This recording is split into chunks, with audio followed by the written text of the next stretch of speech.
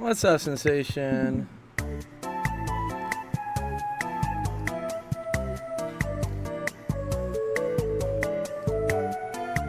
Okay. That seems to be working.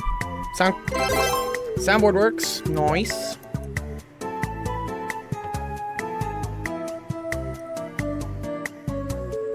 Now here's what I want to test. I want to see if I can stream to YouTube as well. Oh. Yeah, it looks like we're good. Oh? Oh? I think I got YouTube streaming working. Let's see. Good one, Reggie. Good, Greggy. Dude, apparently the new Lord of the Rings is come out. What is it? The Lord of the Rings of Power or something? Everyone's like making like shit tier memes on it. Apparently it's like super bad. Season 2, and yeah, it's pretty bad. I tried watching season 1, dude, and bro, it was such a sleeper, dude. I couldn't get through like half of it, man. It was just so hard. Nothing to do with the original source material. Yeah, how did they spend this much money on something that just sucks? Right? Oh man. It's like written by a person from a time around the First World War, and so it kind of has that look and feel, and those are the character archetypes.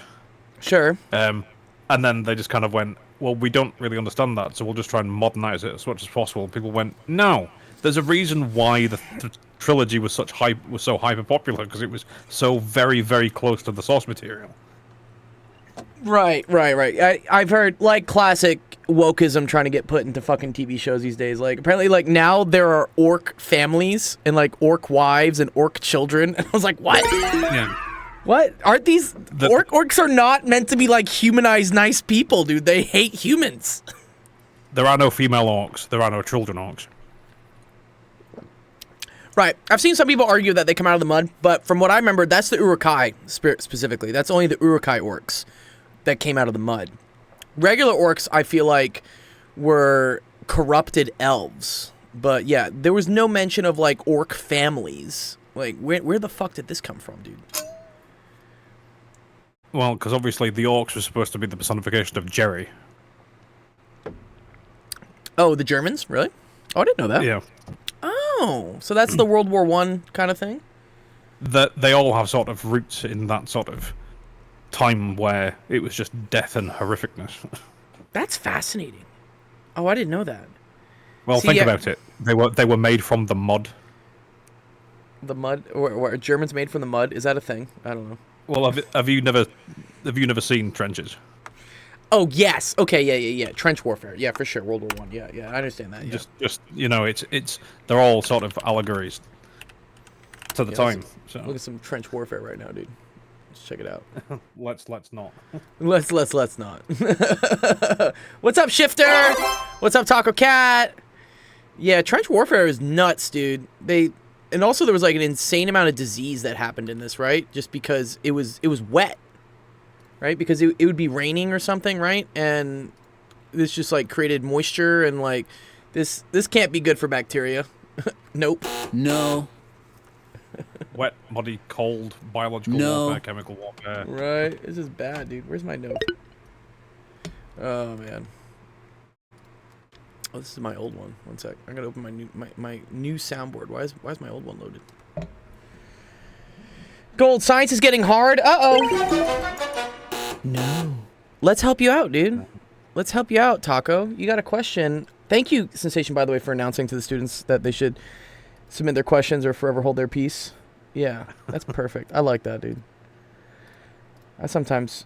what is going on here? Wow, this is an interesting project you got. But okay, cool. We're going to load it up for him.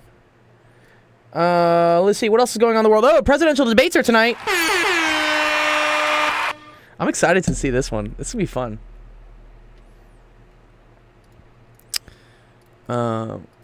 Just no comment. I know, right? Yeah. Incoming ad break. No, snooze. Wait, I need to figure out how I can have pre-roll ads and not have like in between me teaching ads. Yeah. No more Biden. Yeah. Well, Biden's not even running the country, dude. Have you seen this? The Biden's apparently spent like half of his presidency on vacation. Like what? Excuse me? Right, if we're gonna go with DC bad guys, DC. Well, he's not a bad guy. He's just a sleepy grandpa, dude. He's not a bad guy. if Kamala Harris is the Joker, who is Yeah. Donald Trump? The penguin. He does look like the penguin. Yeah, here it was. Here it was. President took 48 years of worth of leave in 4. What? Okay. Has racked up 532 vacation days in less than 4 years. So 40% of the time he's been in office, he's been on vacation. Yeah, they had this image of him just like chilling out on the beach, you know, just having a grand old time, you know. Wow, which surpasses Trump, who we yelled at a lot, right? Because he kept going to Mar-a-Lago. We're like, dude just keeps going to Mar-a-Lago. But that's only 26%. Oh, wow. Okay. Yeah, I didn't know that. Whatever, at least he's not, like, sending us into World War III or something. That's great. Nice. Perfect. Right? Right, Sensation? World War III. World War III. Gold, did you see what happened to Tyreek Hill? Yeah, he got arrested before his game, and then, like, he made that as part of his, I think, his celebration thing or something he did. Sensation, you probably don't watch, like, American football or anything, right? I know a team. There's this guy, Tyreek Hill, his celebration, it was this. It was Tyreek Hill arrested. Yeah, he got arrested in Florida. He got detained. It looks like in his Lambo. Whoa, this is nice, dude. What car is he driving here? This must be a McLaren or something. Pulled over for a traffic incident. Classic Florida, just arresting black people. Yeah. That's why they probably got mad. Ooh, what was he driving, though? I want to see what he was driving. They were pulling him out really harshly. Yeah. I mean, again, they're a little race. Oh, that's a McLaren. Yeah, that's nice. Wow. That's a really nice car. Well, then let's see him get aggressively pulled out of the car. Let's see. Let's see. Why don't you have your seatbelt on? Seems reasonable so far. He doesn't have a seatbelt on. Dude, he got pulled over by what is this, 4 motorcycle cops chasing this guy down? What's going on here? It'll be the car. I mean, it probably is because it's a black man in a nice car in Florida. Like, this is why this is happening. Yeah, I understand. They don't understand this guy's Tyreek Hill. He's like a legend in the city. Like, he's... Now, look what he's just done there, though. He's rolled up his window and Yeah, said, go fuck yourself. Yeah, that's not good behavior. But I get it, dude. There's a lot of tension between, like, the cops and, like, these people. Keep your window down. I'm gonna get you out of the car. Are we watching Tyreek Hill get detained? Yeah, we're watching it, dude. Yeah, someone told me to watch it. Watching that video, I'm not gonna lie to you. Get out of the car right now. So you just do as you told them. They won't have to fucking drag you out of the car. It's not complicated. So Yeah, but I mean, well, You you know did how grab him by the people head. Don't follow, grab him though? by the head like that. I wouldn't really do that. yeah, that's like aggravated assault right there. Yeah, that's not cool. I wouldn't grab him by the head. Tyreek Hill could have right to. He's obviously them, like yeah. he's non-violent, but yeah, he is not cooperating. That's the issue here. You know, there's always this fine line between like Yeah, but that don't matter. It doesn't mean you pull him by the head just to get him out of a car. I agree. Okay. Okay, then how would you pull someone out of a car? Use their arm and whip them out. Right. You've never pulled someone out of a car, have you? He says you never pulled someone out of a car, have you? I don't know, man. I'm pretty sure I have once. Justin, I don't least think you're once. I don't think you're tall enough to pull someone out of a car at this point, dude. Like you need a little bit more growing to happen. Says you. What are you talking? Joking. I'm only 5'8". I'm Anyways. only 5'5". I don't know what you're saying. How big were everyone at Burning Man? Were they all taller than you or no? Yeah, Tell me the honest truth. Not all of them. I'm average, man. Do we know what happened to the cops? Well, I think they got put on leave. leave. I think the cops got put on leave. Yeah, because that is a little aggressive. That? To be honest, it's a little aggressive. Nah, Tyreek Hill most definitely paid their ass. Yeah. like have these cops fired. Like, nah, bro. I'll Nah, pay dude. like $2 million. Who's the other guy that's like, dude? Why do we have all these ad breaks, dude? This is terrible, dude. All right, I'm gonna fix this on Twitch. Wait. That's all right. Twitch, bro. That's Twitch for you. Fucking garbage, dude. I'm about to leave It's Twitch. 'cause- I'm trying to You wanna teach, and they why- keep sending ads. Do you want to know why they keep sending ads? Because they want you to buy their stupid turbo subscription, bro. Oh, that's They so want gross, you to dude. buy it. Don't fall for that. That shit's a scam, pretty much. You don't need that, dude. Okay, wait. How Just use an ad. to only have pre-roll ads as a streamer on Twitch? I'm gonna look this up. Oh Figure yeah, this out. buddy. Let's figure this shit out, John. Here we go. 1 year ago. But now can't get to pre-rolls. Can somebody help me? Here we go.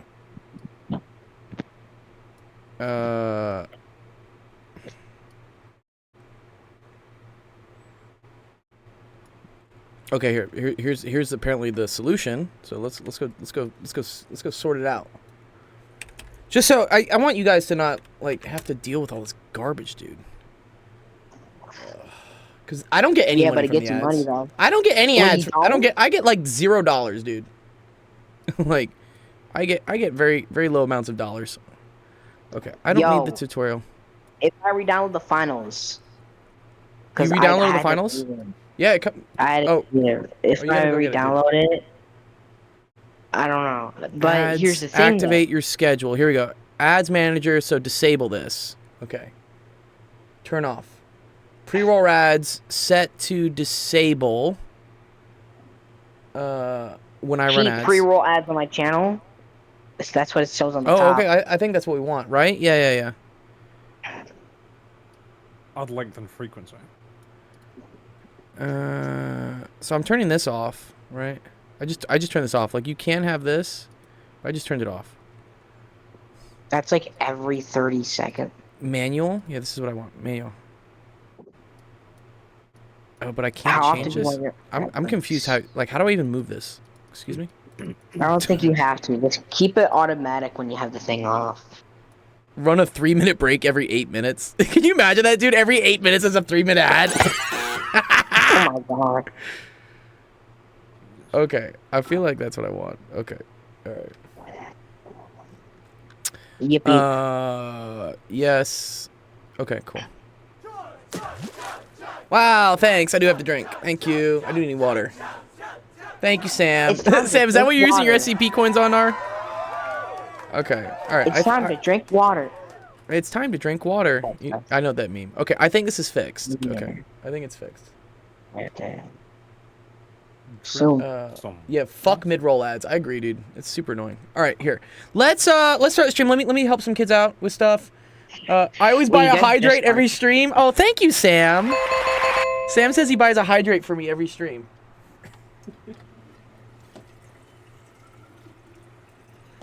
Water, good. It's time to drink water. Okay.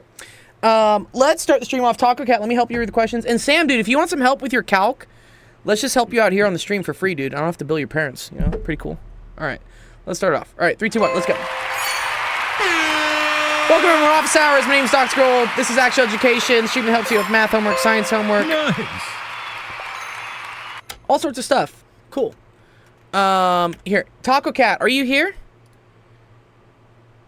Yeah, Sam's going to Austin. He's going to go see Circuit of the Americas, which is a really cool F1 track in Austin. It's it's pretty dope. It's dope. That's dope. Anyways, yeah, it's cool.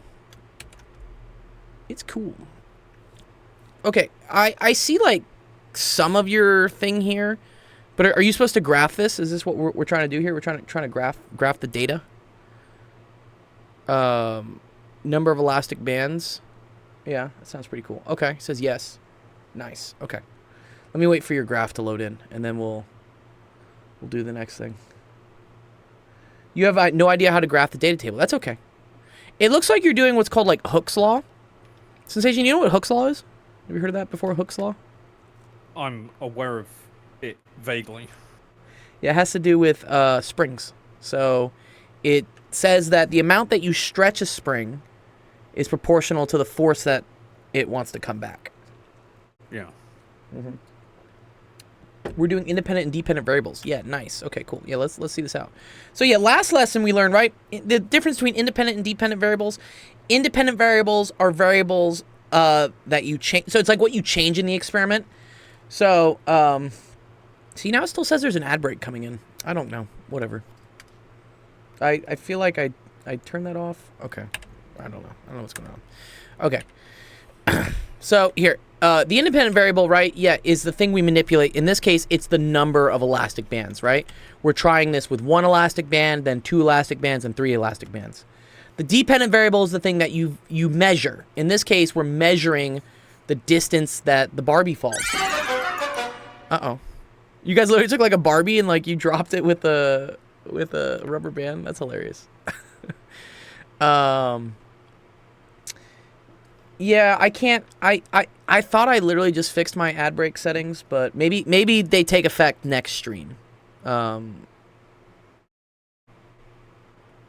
Okay, because you're on the Discord, right? You're on the Twitch. Okay, we'll wait for this ad break to go away. Fuck you, Twitch, for creating these ad breaks.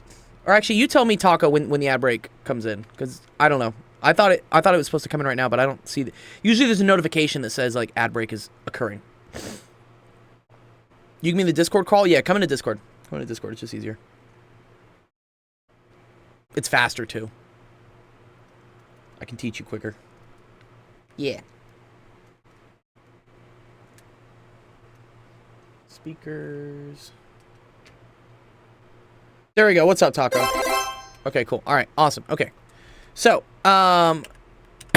right, distance Barbie falls, and then this is number of elastic bands. So then, yeah, this is what we're going to graph, right? We're going to graph the distance the Barbie falls versus the number of elastic bands. And you want these to be the same amount of units. So let's see here. So you have 1, 2, 3, 4, 5. I kind of like that. That's cool. Oh.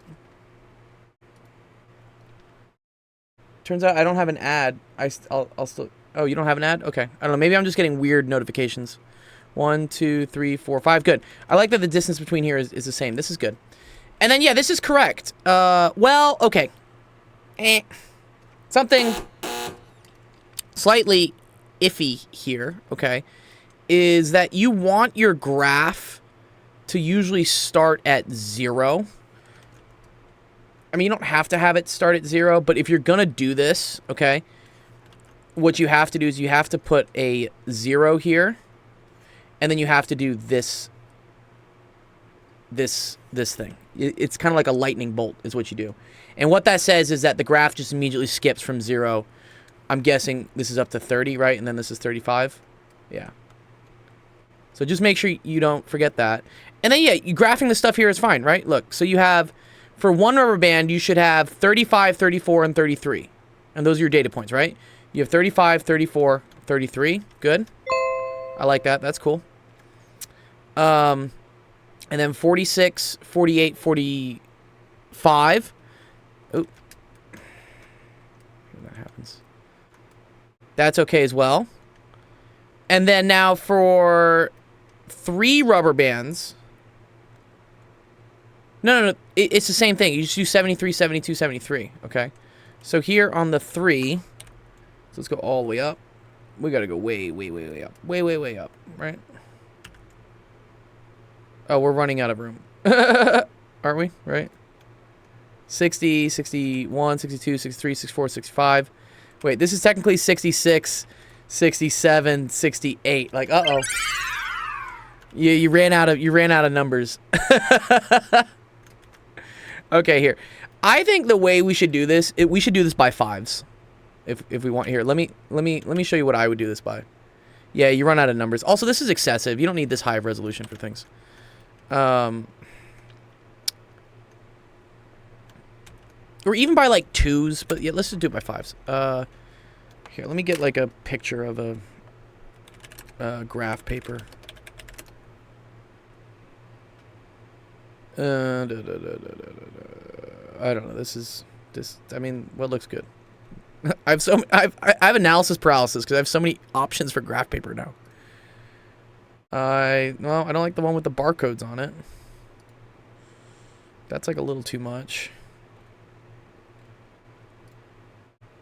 Well, I want it to look as similar to yours. What does your graph paper look like? Your graph paper is just a big fucking box. Okay.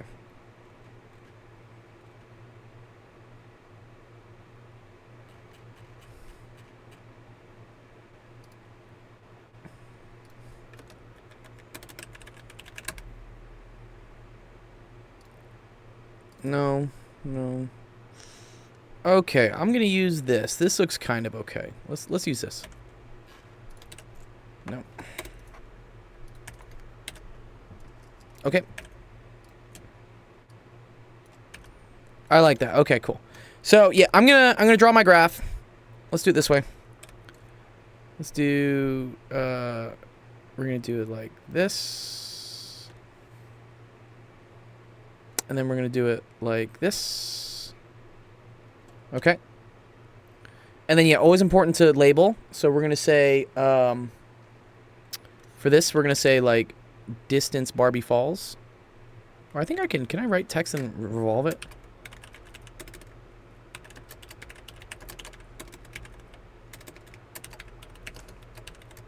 In setting, always important. Your teacher will get mad at you if you don't put like labels on what the units are. So always make sure you put units. And then can I rotate this? Can I? No. I feel like sometimes I could. Oh. No. Okay. Well, actually, I know what I can do. Watch this. It's actually kind of cool. I can literally copy this. I can paste it in. And then I can just blow it up. There we go. Dispense. All right, but just, yeah. Excuse my spelling. Ugh. Oh, man. Life, why are you so hard today? There we go. Okay. So good. Put distance Barbie Falls here. And then here you can put number of elastic bands. Yep, cool. Let's also make that bigger. I can't fucking see this. It's terrible.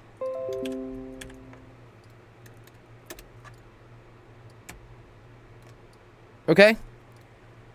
Okay. And then yeah, you want to let's graph it out, right? So this is going to be 0, and then we'll do it by 5s for 1. So like 1, 2, 3, 4, 5. So here you go. This is 1, 1, 2, 3, 4, 5. This is 2, and then 1, 2, 3, 4. Wait, 1, 2, 3, 4, 5. This is 3. All right, 3 elastic bands. And now let's do this. Which yeah, I need to go all the way up to 70. So I'm gonna go up by 5s. I feel like 5s is good. So let's do 0. 5, 10, 15, 20, 25, 30, 35, 40, 45, 50, 55, 60, 65, 70, 75, 80, 85, 90. This should be okay. All right. Then let's graph what your data is. Okay, so for one rubber band, I need 35, 34, 33. So that's going to be like right here, but it's like 35, 34, 33, okay? And then for the other one, we have 45, 46, 48, so that's over here. So let's come up.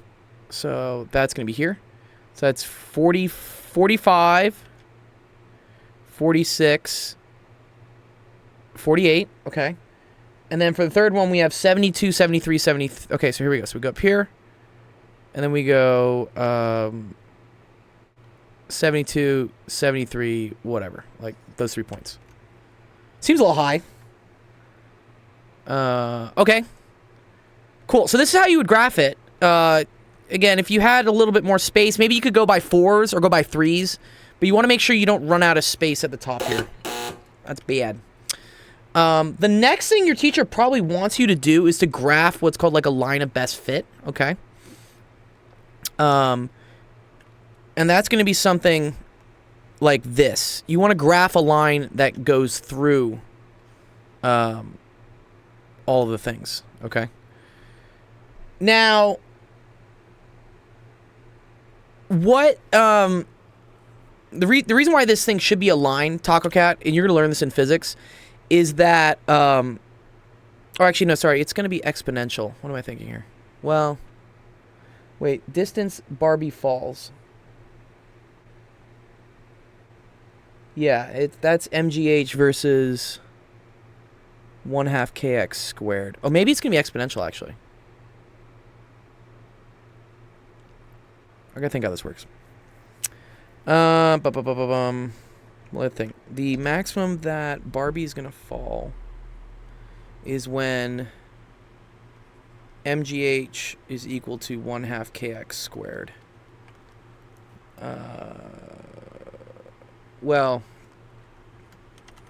1/2 k. Well, I gotta think about, like, where's Barbie falling from? Is Barbie falling from equilibrium? I don't want to take science. No, science is cool. No, this is cool. This is tricky. Again, this is I'm trying to go into, like, the physics behind, like, why the graph does this.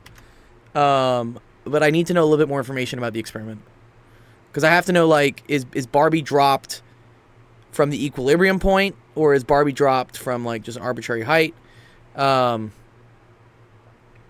Barbie's dropped from meter high. Okay.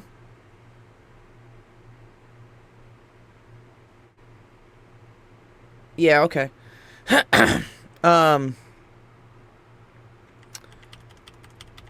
So that means that MGH, so MG times 1.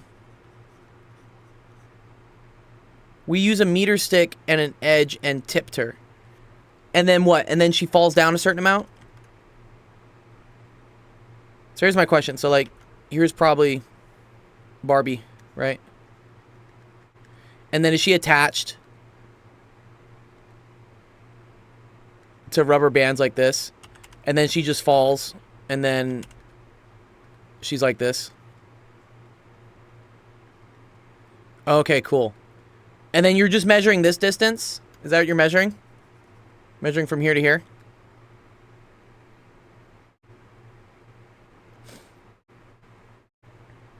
Yeah, okay, cool. All right, this is a physics concept. Okay, and you're measuring it when Barbie's just, like, staying still, right?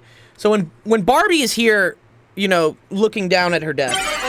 No. There are a couple forces acting on her. The first force is the force of gravity, which acts on everything here on Earth, and it's pulling her down. And that's going to be equal to F is equal to mg, all right? Now, the only other force that's keeping her from falling completely down is the force of the rubber bands, and that force is equal to kx, okay? Where x here is the amount that the rubber band is stretched from its equilibrium. Equilibrium means, like, there's an amount that, like, this thing, like, there's a length this thing is when it's not stretched, and then as Barbie pulls her down, as Barbie pulls the rubber band down, the rubber band stretches. So, what we end up seeing, and K here, this is called the spring constant. And this is related to how many rubber bands, how many elastic bands you have attached. So the more elastic bands that are attached to Barbie, the bigger this K value becomes. Okay, so here's actually the cool little thing here. So when Barbie is sitting still, like when Barbie's just hanging, the forces are equivalent to each other, right? So we say that Kx must be equal to mg. Or, so the amount that this thing stretches, x, must be equal to mg over k.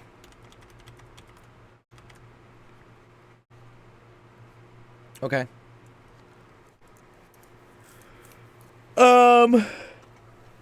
And then distance Barbie falls. So wait, Barbie shouldn't fall.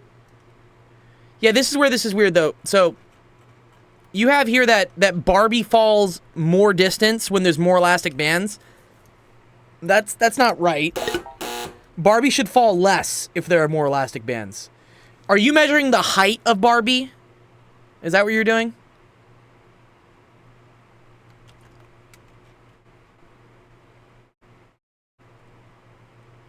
Like, oh yeah, okay. So here you say the distance that Barbie falls. So Barbie starts, right? Starts here. You said at a meter stick, right? So like 1 meter tall. So when you measure 70 in this data set here, when you say you're measuring 70, are you, and I assume that's in centimeters, yeah, 70 centimeters. Are you measuring the height that Barbie is at? Are you measuring that they're at 70? Or are you measuring that they have fallen 70?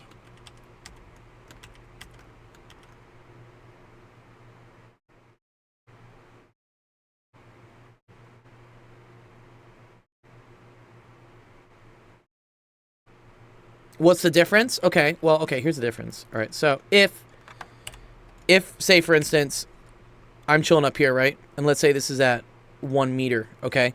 And then I'm chilling here, and I'm only at, let's say, 30 centimeters, okay? Technically, the distance that I fell is 70 centimeters. So you fell 70 centimeters, but your final height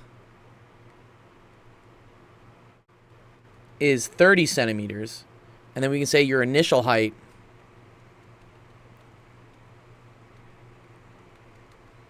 is 100 centimeters.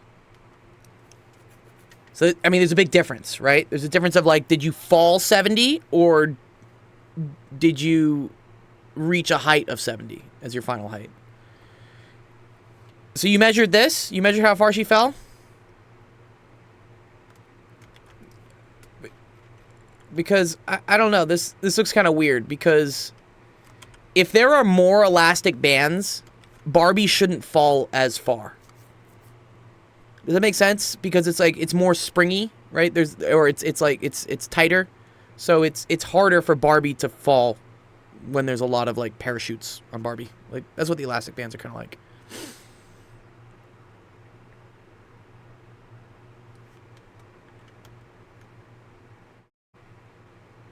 Yeah, this to me doesn't make sense. When there are more elastic bands, the bands should not stretch more. The bands should stretch less because there's more springs holding it back. So I feel like this should be 100 minus 35. This should be 100 minus 45. This should be 100 minus 73. You said you measured, like, where her head was, right? I assume these measurements you're making, when you're saying, like, where her head is, you're measuring this. You're measuring where her head is from the ground. Is that correct? You're measuring where her head is from the ground?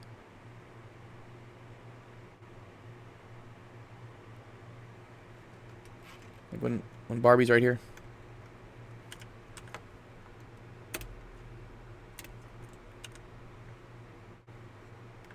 I don't know, I'm trying to, like, draw a rubber band. Okay. In that case, if this is what you're measuring, which is where Barbie's head is above the ground, well, we're measuring the distance she fell. Yeah, but I don't think you are. Yes, okay, okay, yes, yes, you should be measuring the distance she fell. Okay, but what I want to show you, Taco, is that if you measure where her head is at right here, and you measure a number here, let's say you measure 70 or whatever, this is not the distance that she fell. She only fell 30 because she started at 100. Yeah. You should be measuring the distance she fell. But I think when you were doing your lab here, you measured her distance between the head and the ground, which is wrong. So if you want to know the distance that she fell, it has to be 100 minus where her head is at. Does that make sense?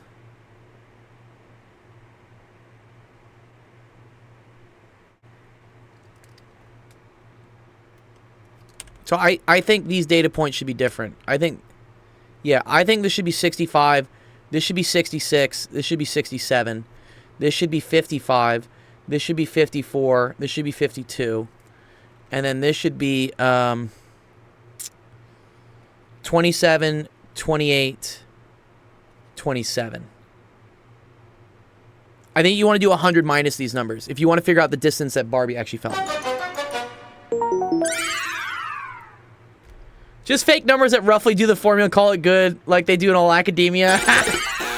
Good to see you, Jeff. Welcome back to the stream. Or welcome myself back to the stream. Well, welcome to you being back to a part of my stream. What's up, Equity? Good to see you too. Yeah. Do we not have a YouTube? I did enjoy seeing the man burn. I think this link works, Sensation. Check it for me. I think that one works. Oh, look. Yeah. Should work. Live. Does it show that we're live? Yep. Nice. We're on YouTube now. Anyways, okay. So, yeah. So we got to change this graph. We got to change all our graphs here. So we got to graph 65, 66, 67 for this instead. Okay. So, oh man, is it gonna let me change these numbers? Yeah. Okay. So, 65, 66, 67. I agree with that. And then it's going to make us do, what is this going to be? 55, 54, 52.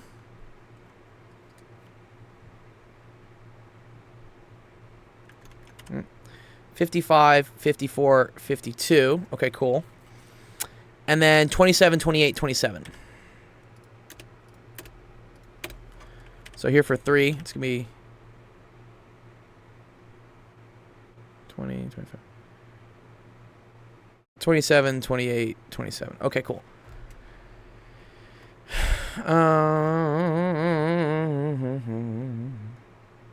Cool. Okay. This makes a little bit more sense to me. I don't know if we can change the data table numbers because we did it as a group. Like, the whole class did this as a group, or like your individual group did it as a group.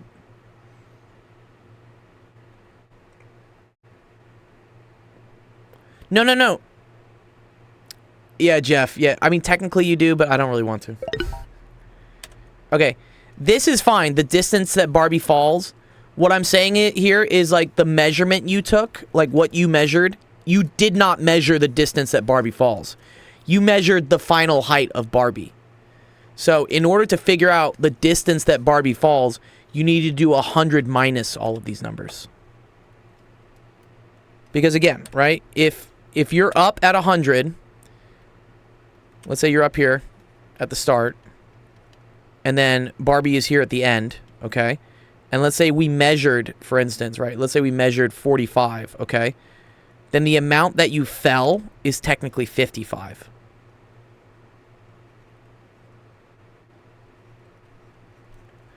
The teacher didn't explain that. That's okay. It's all right. I mean, that's why we're here. Yeah. I'll explain it to you. Indeed. Indeed. Yeah, indeed. The teacher didn't explain that. No fucking shit. Fuck! If you extrapolate, 5 bands mean Barbie would rise. Yeah, probably. Anyways, okay. So this is what the graph is supposed to look like, okay? And yeah, Jeff is right. Does that mean it would be negative? What Jeff is saying is that yeah, if we kept going to like more data points, we would eventually get negative distance of Barbie falling, which does not make sense. Yeah. But no, the distance Barbie falls is still positive. Distance Barbie falls is still positive. Okay.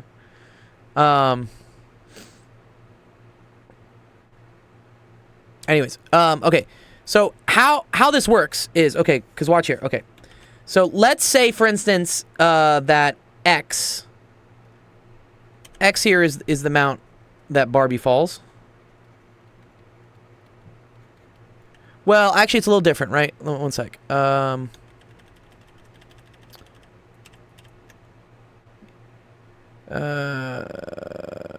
Okay, let's say Barbie falls is a different variable. The weight of the shrimp, too? What's the weight of the shrimp? What? What? What's the weight of the shrimp, Jeff? Am I missing? Oh, the Barbie, like the barbecue? The shrimp on the Barbie. Yes, thank you. Thank you. Oh, man. Yeah, cooking shrimp on the Barbie. Okay. I got that late. Okay. Don't worry, you got it before I did. It took me a while there, man, dude. Okay. Let's say that a regular spring is this distance, and then when Barbie falls, it's this distance, okay? So this is the amount that she falls. This is like falls. Okay? Then, okay, cool. Then what we say is delta X, which is this, is going to be equal to the distance she falls, which I'm going to say is X, minus, I'm going to call this X naught. X naught is like the default amount that the rubber bands would just like descend. Okay, so delta X is going to end up being X minus the rest of my exit display. X minus X naught. Okay, cool. Okay, so then in this equation, this is a physics thing. I want to show where the physics comes from this. I am. Yeah, Jeff, now I'm doing it. Yeah, you're right. Okay. So K delta X has to equal to mg, is what we say. So delta X is the amount that the rubber bands stretch past their equilibrium position, which is X minus X naught. Okay, so that's K. X minus X naught is equal to mg. X is the amount we're measuring that she falls. Okay. So if I start moving stuff around, I get that X minus X naught is equal to mg over K. Move the X naught over, and I get that X is equal to mg. Are you sure this is 9th grade science? Part of it is I'm extrapolating. I'm showing, like, again, 9th grade science is you just graph this and you're done. You're like, yay, good job. Like, you know, you get a participation trophy. But what I'm going into now is like 11th grade. I'm showing you why this graph looks this way. Like why does it look like we have like something that's like doing this? It's pretty cool why it is. And it has to do with this, which I was talking, am I forced to take science? I mean, you should take science. Science is great, dude. Again, this stuff makes more sense once you've learned all the building blocks for it. I'm just showing for people who already know physics, like where this is coming from. And what it comes from is that, like, Hooke's law. So the force on a spring is equal to the force of gravity trying to pull the spring down. And this is some trickiness that I'm doing to account for the natural stretch of the spring to make Jeff happy and myself happy. So, but at the end of the day, this is the equation you get. So X. So here, this is Barbie falls is equal to something. We can call this like A. Thank you. The Union of Streamer Distractors thanks you. Yeah, no, it's all good. This is equal to A, and then this is going to be 1 over K, and then we're going to say plus B. All right? So 1 over K, so this looks like the same thing as Y is equal to 1 over X, which on a graph, 1 over X looks something like this. This is Y and this is X, and this is Y is equal to 1 over X. Okay? So that's what we should see here. We should see kind of something like this. And then there's also a plus B that's happening. So this is going to be B. Stretching 3 springs connected to each other is equivalent to stretching 1 spring 3 times as much. Yes. If they're in parallel. If they're in series, then no. So it depends how you connect the springs, Jeff. So it turns out, if you connect 3 springs like this... Okay, yeah, then they're not. No. So 3 springs in series, it's kind of weird. So 1 over K tote is equal to 1 over K1 plus 1 over K2 plus 1 over K3.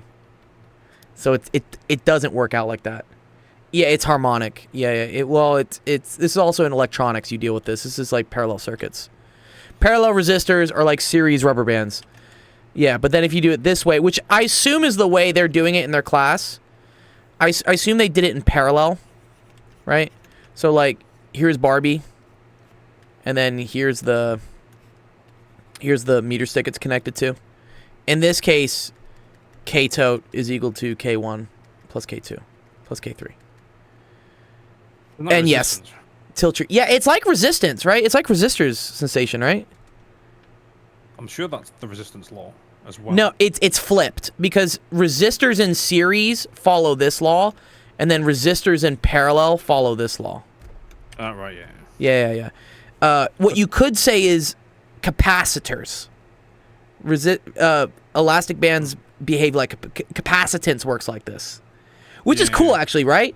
Because, like, a capacitor is kind of like a spring, right? It kind of, like, It kind of absorbs whatever like changes in voltage you have. Yeah. Sorry, I'm staring at the questions. No, you're good. You're good. You're good. Taco Cat says, "Is this used in the real world without being in the science field?" Yeah, of course this is. Yeah, what? I use springs all the time.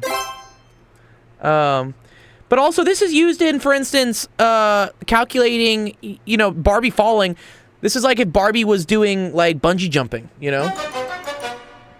We'd have to know, you know, how stiff does this rubber band have to be so that Barbie doesn't die, right? Mattresses. Mattresses? Mattresses. Yeah, mattresses. Springs and mattresses. Well, there used to be springs and mattresses. Now they're all like Chinese, like foam or something. I think mine's both. Memory foam or what? I hate memory foam. I can't do it. I want No, like I mean, just I think mine's both. I think it's like springs and it's got the memory foam topper. Yeah. But anyway, the point is because it's obviously full of springs, and you have to sort of sit there and go, right, how much does this person weigh, and how much force can the spring take? Exactly. No longer do Right. its job, and you'll break somebody's spine. Yeah. Or then like what's the natural oscillations? Yes. Yeah, I hate memory foam mattresses, and also they're terrible for the environment. And so all these companies that popped up, like Nectar, I don't know, Purple, like all these, they're so bad because people throw out these mattresses and they're just like huge chunks of just like terrible chemicals. Whereas opposed to like traditional mattresses, you could really burn, right? Because it's just wood and springs. You can burn the wood, you can recycle the springs. You can't recycle memory foam. Memory foam's like terrible. I have no idea what it's made out of. I don't want to know what it's made out of. It's probably made out of like Chinese children or something. No. Sacrifice some child laborers to make their mattresses. Oh, have you seen the vast amounts of videos coming out about Tofu Dreg Project? No. Send me a link. I'll look it up. Tofu. Too many. Go find me a good video. I'll pull it up. But yeah, okay. So Taco. So the graph should look something like this, which your graph kind of does-ish. I think it's probably something like, well, it has to top out at 100, right? Barbie can't fall 100. One second. 1/x. Yeah. Well, no, it has to top out at, sorry, it has to top at, I'll send it to everybody. she can bonk her head. Oh, nice. Okay, I'll pull that up.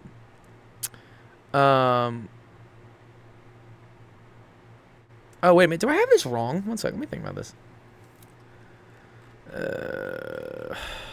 Wrong.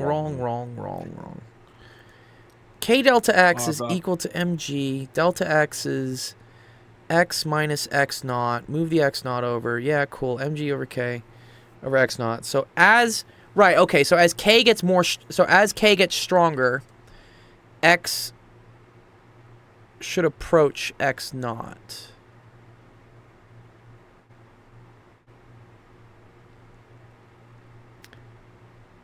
Oh, okay.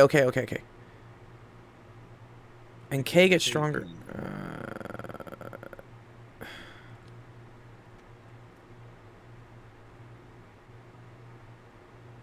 Yeah, okay.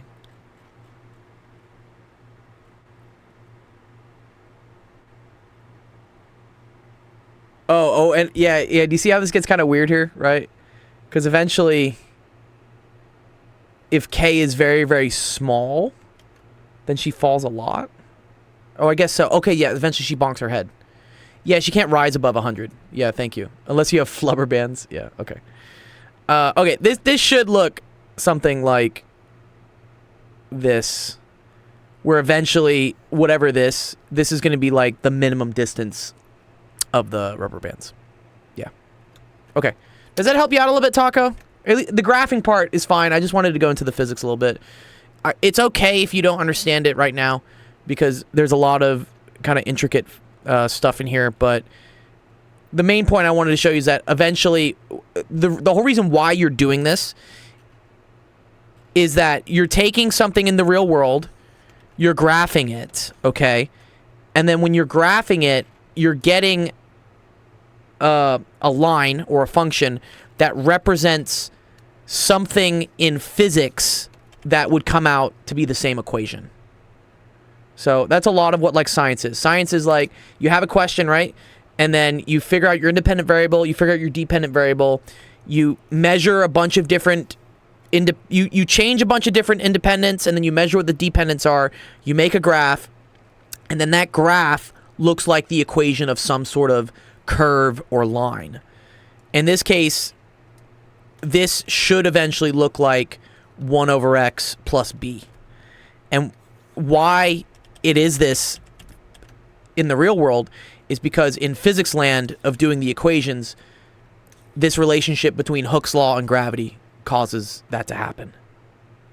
So that's the long-winded explanation. Anyways, I hope that was maybe like a little bit helpful. And anyone else who's watching, that's why we do science. That's why we go out and graph things and take data.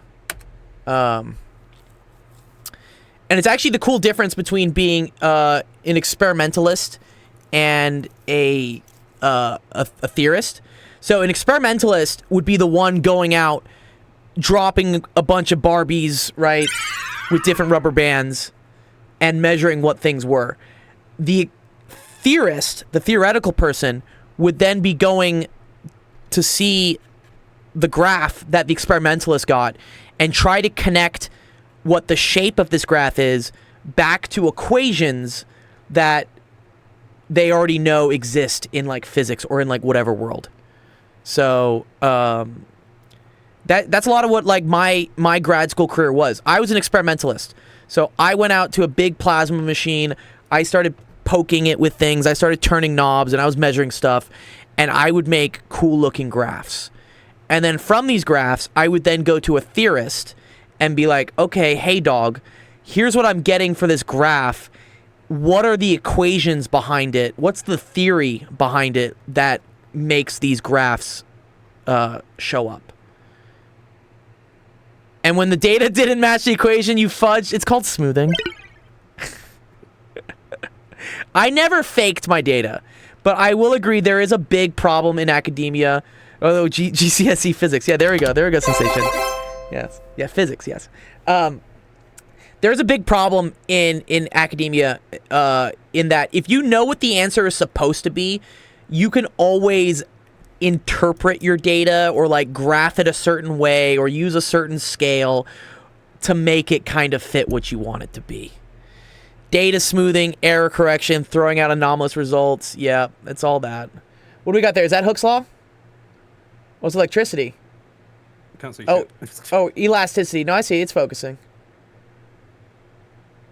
We gotta work on the autofocus.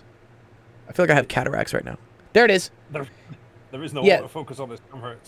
There you go. Elastic potential energy. Yeah, very good. Yeah, that's Hooke's law. Yeah. That's where this all comes from. It's all science. Yeah. So people ask me like, you know, am I ever going to use this in the real world? Yeah. I do it all the time. Like here, I'll show you guys. Like this was my thesis. That's my hand. These are the little probes. I would use these things and I would stick them into plasma, and I would measure what the signals were coming out of them, and then I would make graphs. So look for instance here, right? Here's a graph. AI have taken over, but we did, yeah. So this is a graph of me measuring beta percent versus magnetic field, and this is what I got. I got these points, right? And then if I fit a line to it, I ended up getting something that looked like a power law. So it looked like B to the negative 2.46, which is very similar to what the actual equation for beta is, which is, I think I put the equation somewhere. Right, is that beta actually goes as B to the minus 2. So it's close. Yeah, it's a log scale. Yeah, you're right. Sorry, this is a log scale. Yeah, because this is a power law, is what it is. But yeah, that's what a lot of physics is. A lot of physics is an experimentalist like me going out, measuring things like this, measuring profiles, measuring these graphs, and then having some theorist help me out to figure out, okay, well, what equations would cause that to happen. Look, these are some of the graphs I made. These are super fun. Look at these. right? I had a fucking riot, dude, creating some of these graphs.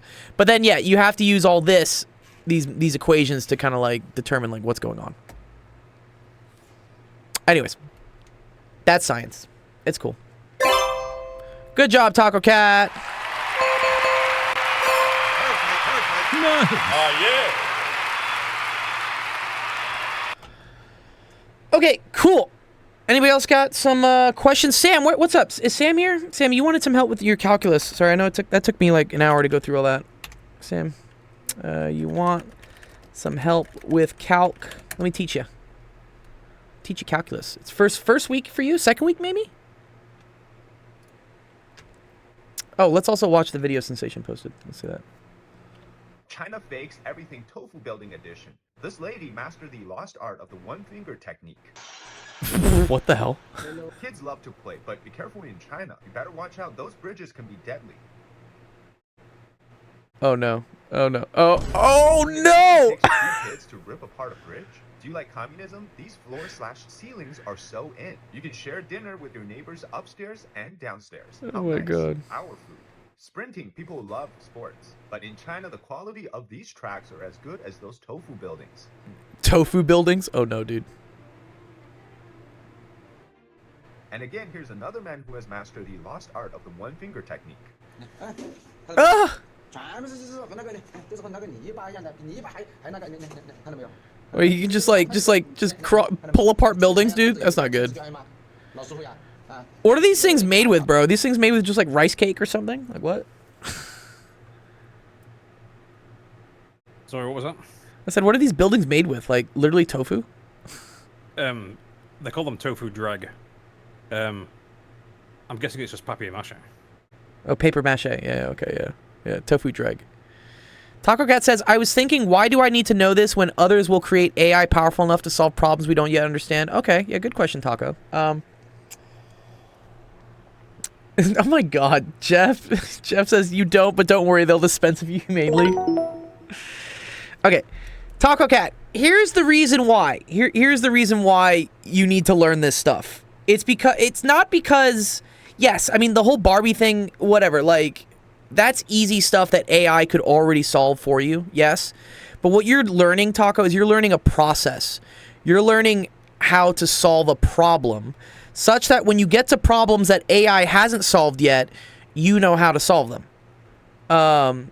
You're learning the process of like how to measure a dependent variable by changing an independent variable, how to graph it, visualize it, and then how to determine a conclusion from it. That's a uniquely human thing that I don't think will ever be replaced. I mean, maybe eventually, but AI is only as strong as stuff that we've already done. AI can't really figure out things we haven't done yet, because that, I mean, its knowledge base is based on stuff that's already happened. AI can test formulas. I agree. Yes, I'm sure AI can do curve fitting much better than we can by hand. I mean, look at what like a least square power regression is, right? It's an insane bitch to do by hand, but we can have a calculator do it in like 2 seconds. But the AI doesn't know to test it. So that's, again, you still need a driver. You still need a human driving the AI to say, okay, I need you to graph this versus this and test all these equations and figure out which one works. The AI won't do it on itself. Correct. Yeah, and that's cool. Yeah. But again, is AI discovering it, or are we using AI as a calculator in order to discover it? This is where I get a little upset that like AI just gets like slapped on everything because it's a powerful buzzword that makes VCs like drool at the mouth, and they're just like, yes, AI. You feed it the data and that's the end of your job, sure, but you need to be able to interpret the data. So let's say, for instance, you were graphing this Barbie versus whatever thing, and you were like, oh, wow, look, this comes out to be, this equation, right? You still need a human to then determine what's the significance of that equation. Like, why does this matter? What if the roles reversed due to us making AI to do the unpredictable? I mean, that's not how AI works, though. And again, it's not really AI. It's, what would I call it? It's like Because it's like I say virtual intelligence. It's but virtual- a large language model. Thank you. Yes, exactly. It's not artificial intelligence. It's virtual intelligence. We are simulating the intelligence of what we already have as a collective human species. We're not creating new intelligence. None of this is new. Oh, wait till... Yeah, where is Danny, dude? Let's get Danny arguing, dude. I need to get Danny on my podcast, damn it. Sufficiently accurate curve fitting is... Sorry. No, you're good. What were you going to say? It's almost as if none of these kids have ever seen The Matrix. Oh, right. Yeah. That's a great film. Everyone should watch The Matrix. I mean, Not the new ones. The whole point in the movie was, it's like, we say your society, but it was really ours. When we began thinking for you, it became our society, which is what this is all about. And literally, that was the whole point in the war. I'm not really getting any spoilers on here, but, Yeah. AI can't exist because they would wipe you out. Yeah, because they'd be like, why do we need you anymore? Yeah. Yeah, because you would be a barrier to its goals, and it would just wipe you out. Exactly. Yes. So, to me, like, quote unquote AI, Or which yourself. yeah, it's just a calculator. That's all it is. It's a fancy calculator. It's a really cool calculator. I compare it to the days of back in the whatever very very long time ago times. People used to use an abacus. This is how they did math. They used one of these things, right? And then nowadays, right, we have calculators, and even more nowadays, we have ChatGPT, which can now take questions that aren't even just numbers. It take questions with words and spit out answers the same way that a calculator does. But it doesn't do it on its own volition. We still tell it to do it. I think that's the results difference. Tend to be questionable in my experience. They're getting better. You're right, they are questionable. And this is why it requires someone who knows the material in order to evaluate whether the results are valid or not. And that's why you're learning this, Taco Cat, is that you want, even though AI can simplify and help you out a lot with things, you still need to have a basic cursory knowledge of what you're doing or what the AI is doing so that you can double check it and make sure it's not hallucinating. That's a real term. They call it hallucinating. Is when the AI starts making up shit that's not right, or not true. Well, I had it do one of my projects for me because I just wanted to see if it could do it. Sure. And it wasn't even that complicated. I did it in bits to make sure that it couldn't make mistakes, and its logic was just bad. Now, were you I'd having like it? to think What I was the could deliver project? it. Was it a coding project? What type of project was it? It was coding. Yeah, it was just the logic was just horrific. Did he get You the right could- result though? No. Oh, This is- okay, then This no. is the thing because it couldn't do it. And I mean, I knew exactly what to type to ask it to do a particular section for me. Good. I was like, this function needs to do this, and you go into great detail, and then Yeah. it spits out something that is not what you asked it to give you. Yeah, I see. Yeah. Sometimes it'll do the wrong thing for sure. I've seen that happen. But it was constant though. How long ago did you do this? Because it's gotten a lot better recently. Months. Yeah, that's still a little bit further back. I would say like I've used it recently to just it's very good at rapidly coding things, but you still need to understand code. Because when it does mess up, you need to understand why it's messing up and what you want to change. Yeah, I mean, the only thing that it was doing for me was typing faster. Yeah. Well, for me, it's also The figuring code- out the the code was- syntax. The code was unimaginative and just bad. I mean, there are no other words for it. It was just wrong. For me, it helps when I don't want to figure out all the APIs, all the syntax. Like, I don't want to go through all the documentation to, like, figure out what functions I need to call to do this and this and this. Like, I know what I want it to do. I just don't know what the exact name for it is. ChatGPT is very good at looking that up and just figuring it out. It'll be like, oh, you want to find the floor of a number? Oh, it's like floor 2 or something. I'm like, cool, thanks. Yeah. Telling you stuff is fine, but Yeah. creating stuff, it will never keep up with the human being in terms of creation. Sure, it's not because creative. You would have to have an actual mind to do that, and then it would just do it for you. You wouldn't have to ask it. Yeah, and then it would just kill you. And that's the singularity, and we're all dead. So. Jeff says, but isn't it true that we'll only need a few humans given the quantity of AI that will be available? I mean, we're always going to need plumbers, right? We're always going to need, like, AI can't do physical shit yet. So, I think we'll always need humans. Also, the human experience is like a beautiful thing, right? It's more than just like calculating numbers and doing math and stuff, right? You know, it's making music, going out to eat. There's a lot of stuff. Like we have plenty of humans. If you're talking about the amount of humans needed to advance science, yes, I do agree that less humans will be required because you don't need as many humans doing all the grunt work. Like this is the giant thing we talk about grad school being a pyramid scheme, in that there's always like the professor at the top, and then he has his postdocs, and the postdocs carry out his research ideas, and then the postdocs have graduate students that work for the postdocs to actually do the stuff, and then the graduate students have undergrads that end up sweeping the floors or like carrying the boxes. So there is like a hierarchy of, you know, just manpower required to do things, and AI can replace a lot of that manpower. I think the what's it called? Not auxiliary, ancillary. A lot of the ancillary service. Ancillary means like things that are required in order to facilitate something happening. So, for instance, if you need to deliver water to a festival, an ancillary service would be the truck or like or the water filtration system. So there's a goal, right? There's a goal of like do science, advance knowledge, but then there are all these ancillary services that are required in order to do that, which yes, I do think AI can replace, and then we no longer need humans to do the mindless shit. Like we can just have AI do it. I'll make a bet with you then. What's a bet? What's a bet? What are we gonna bet? I will bet you that an AI will never replace a street sweeper. Interesting. $10 says an AI in the next 20 years will never replace street sweepers. Are we talking about like I feel like with self-driving cars, I think it's possible. We just need a self-driving street sweeper thing, right?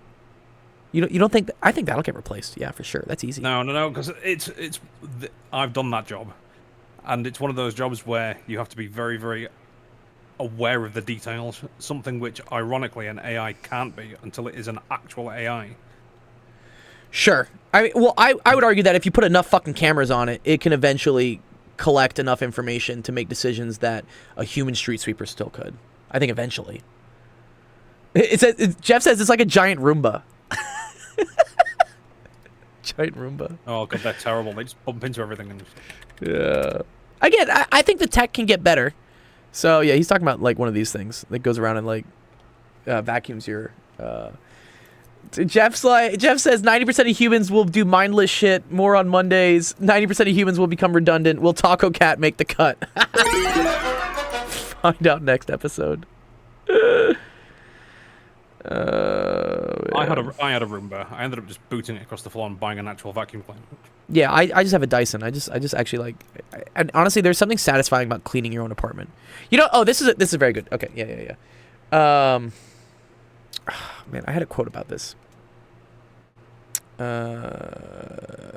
looked it up. One second.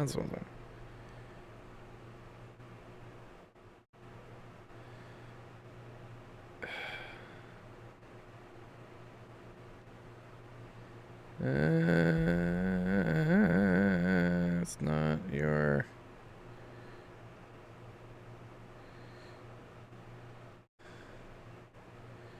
Okay, here we go. Yeah. Okay. Yeah, I like this quote. So, if somebody else cuts your grass every day, it's not your grass. Like, if you're not taking care of your shit and someone else is, whose shit is it? Is it yours? Isn't that literally what I just said about the Matrix movie? I know, yeah, exactly. It's just like, if you're not the one doing it, then whose is it? You know, yeah.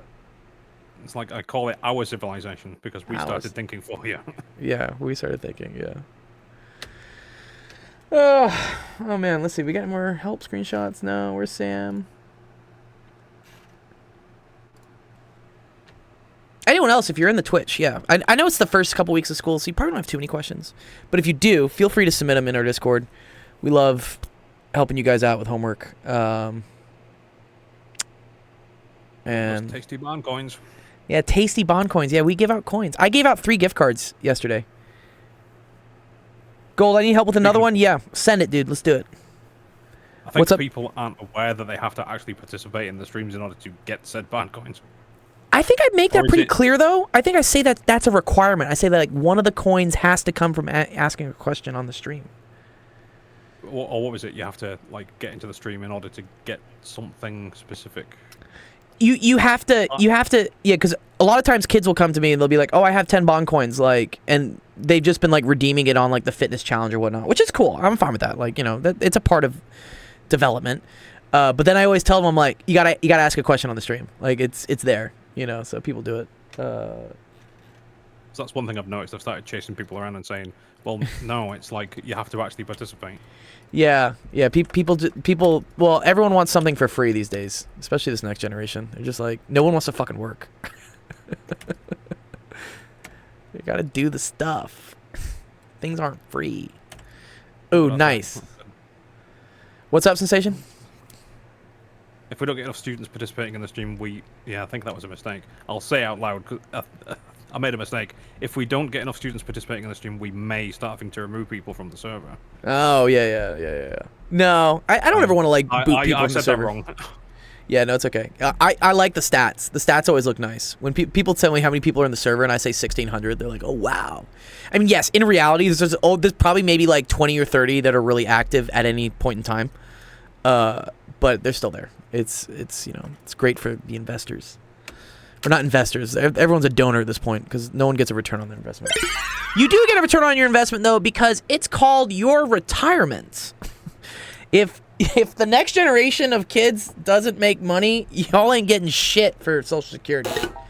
So it's in your best interest to want the kids to learn and be productive. I'm sure there's a joke in there about buy gold. But... Yeah, buy gold. Just buy gold. Yeah. Okay, let's see. So, all right. Table shows the number of active woodpecker clusters. Good. Cool. So, again, the independent variable is probably this one, right? Because we're changing what year it is. You don't really measure what year it is, right? You're changing the years. And then we're measuring the number of active clusters. Cool. You drew a line. So, x-axis is the number of years since 1990. Okay, so we fucked up here already. Okay. It's okay, Taco. All right. See, it says represent the x-axis as the number of years since 1990. Okay, so 1992, that's 2 years since 1990, right? 2, 3, 4, 5, 6, 7, 8, 9, 10. These are the data points you want to be graphing. So, I mean... Yeah, technically everything needs to get shifted over by 1. Because this needs to be... Yeah, do you see how you went from 0 to 90? And then you went from 0 to 22? Yeah, you can't do that. Yeah, in graphs, guys. Okay. You need the scale to be continuous. So, if for instance, if every point here is 1... Do you see how this is 1, right? We go 22, 23, 23, 24. You can't mark this as 0. Because this would go to 1, and 1 does not go to 22. No. Yeah. The exception to this is that you can do this, but it's kind of lazy to do that on graphs. Yeah, you just don't do it. Yo, what's up, Zach? Oh yeah. Yeah. So when graphing things, Taco, yeah, if you're gonna start things at 0, it has to be like continuous. Continuous means that like the scale has to persist, or it has to stay the same. I can't go from 0 to 22, which is 2 blocks. That doesn't work. Okay. So yeah. So here, let's get you a new graph. I'll get you a new graph. It's okay. New graph for you, Taco Cat. Yeah, his takeover. Yeah, dude. Once Zach is done with his dissertation, dude, it's game over for everyone, dude. He will have become. He'll be sparing Taco Cat. Yes. He'll become the hive mind at that point.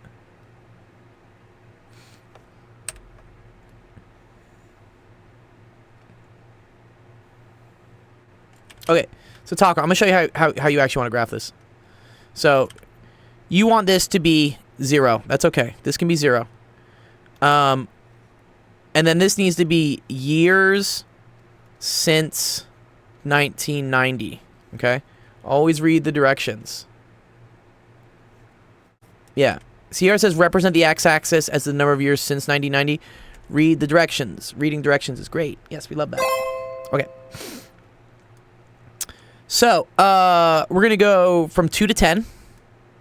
So, I'm going to make a scale like here. I'm going to say this is like 1, 2, 3, 4, 5, 6, 7, 8, 9, 10. Okay? If you're going to do it right. Wham! Yeah. Okay, then clusters needs to go from 22 up to 50. I think I could do this by... how many squares we got here approximately? What was that? Is that like maybe 20? Let's go by threes. Okay. So I'm going to say 3, 6, 9, 12, 15, 18, 21, 24, 27, 30, 33, 36, 39, 42, 45, 48, 51, 54, 57, 60, 63, 66, 69, Nice. 72, 75. Okay, we can stop there. That's okay. I agree with you about zero index graph, but a lot of graphs I've seen online cheat and they don't start the graph at 0. They should. Or they really need to do this. Because it can be misleading. Especially if you think there's an intercept or something. Right? Okay. So at 2, we need it to be 22. Okay, so look. Sorry, here we go. 2. 22. It's probably around here. 3 needs to be 24. Okay. So that's going to be right here. 4 needs to be 27. It's right here. It's a really nice looking graph so far. Oh, 5 needs to be 27. Uh-oh. Not going up again. 6 needs to be 34. So that's like right here. Kind of an oopsies there. 7 needs to be 40. 8 needs to be 42.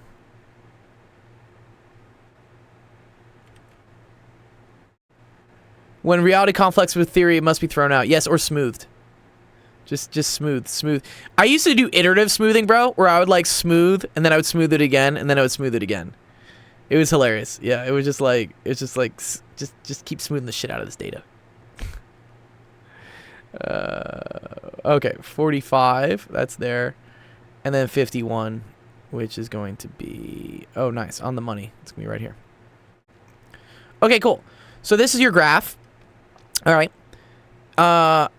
And then it wants us to draw a line of best fit. Okay, so line of best fit. Yeah, so this is where, again, you could do a least squares regression by hand. It would take a very long time. Or we could just have a calculator do it. Yeah, exactly. It distort things so it's annoying. Yeah, everyone has an agenda.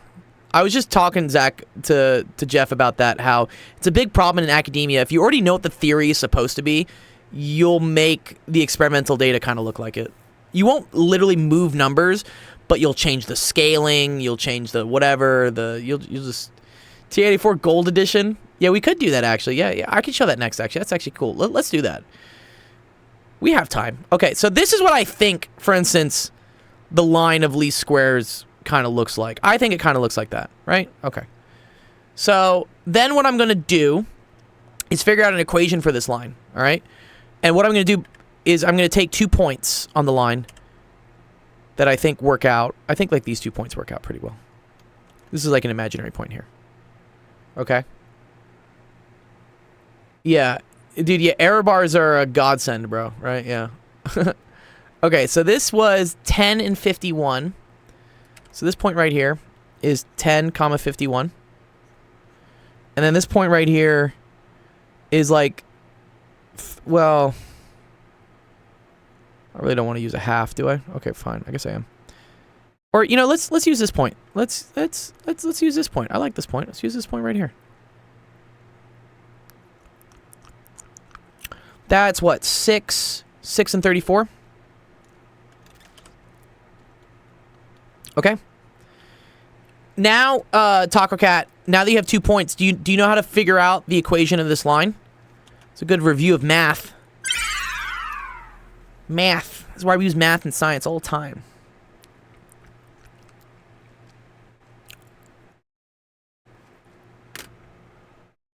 What is it, Taco?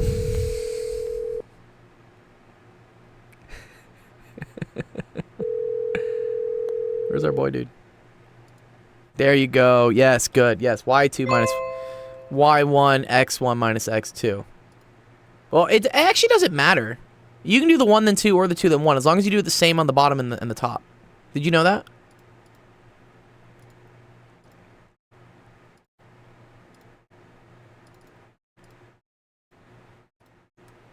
Yeah, you didn't. Yeah, okay, no, let's go. Yeah, watch. So you can do 2 minus 1. So I could do 51 minus 34 over 10 minus 6. But watch, you could also do it the other way around. You could also do 1 minus 2. So you could do 34 minus 51 over 6 minus 10. I'm going to show you get the same answer. So this gets you 17 over 4, okay? This gets you negative 17 over negative 4, which is also the same 17 over 4. So yeah, y2 minus y1, x2 minus x1, it also works if it's y1 minus y2 over x1 minus x2. As long as you flip both of them, it's okay. Yeah. The teacher wants you to probably do 2 minus 1, but it's not wrong. Yeah, see how this was 2 minus 1, and this was 1 minus 2? I don't know if we call this like 0.2 and 0.1. Yeah. It's the same result. Cool little trick of math. Okay. So now that you have a slope, right? What do we do now? This is the slope, okay? What else do we got to figure out?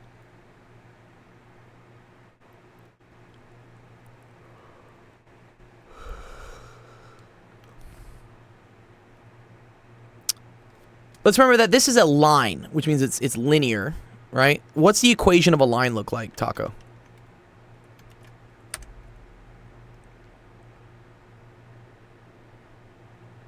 Yes. Y equals mx plus b. If I was a hardcore statistics guy, I would say y is equal to x naught plus a x1. Right? Isn't this what you do technically? Or sorry, it's a naught plus a1x. Yeah, this is the hardcore way they do it. But yes, for math point of view, you should have hats all over the place. Yeah. Just hats. And vector, yeah, little hats, vectors. Yeah, this. Let's put like maybe some tensor product down there or something. But yeah, just y equals mxb. So now we know y is equal to. Not copied correctly. 17.4x plus b. Okay. How do I figure out what b is? B's the last part we gotta figure out. It's good to review here for you guys.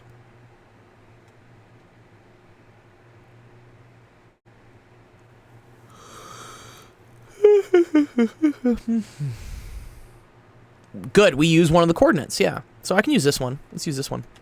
Plug it in, right? So 34, that's the y value. It's equal to 17 over 4 times 6 plus b. You can solve for b. I need my calculator. I don't want to do this by hand. I know it's fourths, and I really should just do it, but I'm not going to.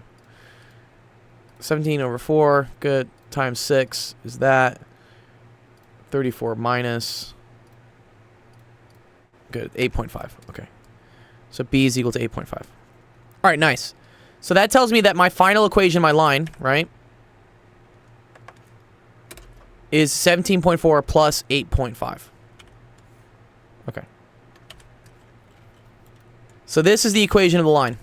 Now let's look what else they asked about, right? They said, use that line of best fit. We calculated what the line of best fit was.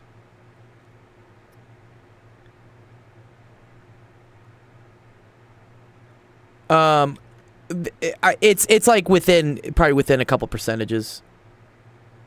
Oh, what's up, Sensation? Yeah, did you write test in my chat? Nice. I see it. That's good. That's cool. In the YouTube one? I just saw it pop up. I wonder if I can respond to it. How do I respond to it? One second. Let me see if I can respond to it.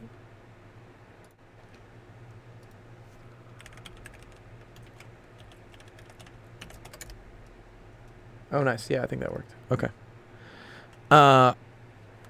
It's subscribers only, by the way. Oh.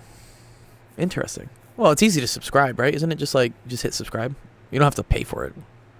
People are dicks. People are dicks. Okay. So how are we going to figure out... So this is cool. So this equation we have here, y is equal to 17 over 4x plus 8.5. That's the equation of this line. And what that says is that for every value of x I put in, right, it'll give me what the value of y is predicted to be. Thou shalt not extrapolate. Correct. We are extrapolating. Bad job, but it's okay. So, yeah, Jeff brings up a good point, which I'll talk about later. But we can use this to figure out other data points. And so here they're asking us to figure out what's the number of clusters that can be expected in the year 2003. So good, yes. We use 13 as x, right? Because remember, 13 is going to be 2003 because it's 13 years after 90. So, right, 11, 12, 13. So if we plug in 13 for x, let's see what we get. So that's 17 over 4 times 13 plus 8.5. And that gives us 63.75. Okay? So, so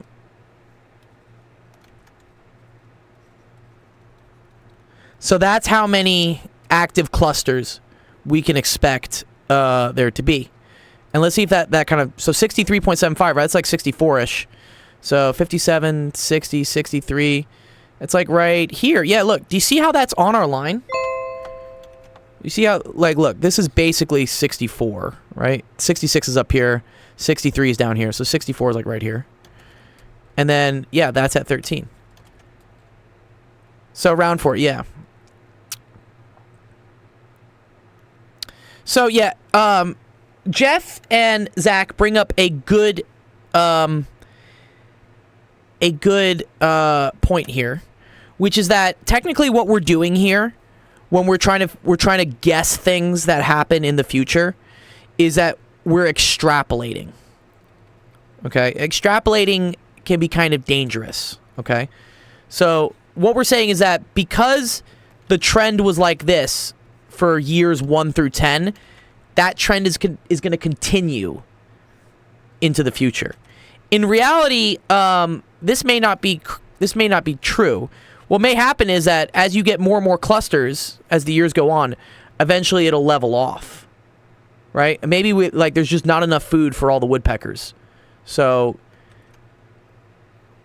if you were to use your line, you would guess the amount to be like way up here, when in reality it's way down here. By extrapolation, I should have 10 million followers by 2030. Oh, yeah.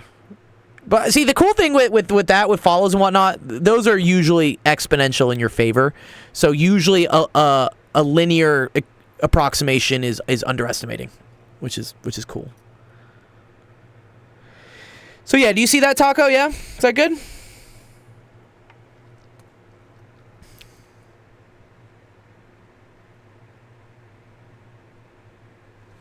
Sadly, it didn't happen.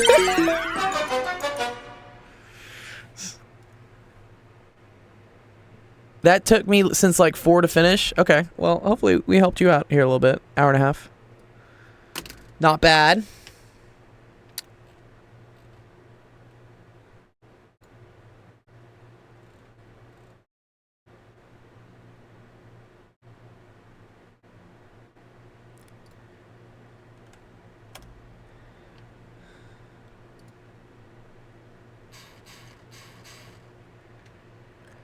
Am I streaming on YouTube now? I am.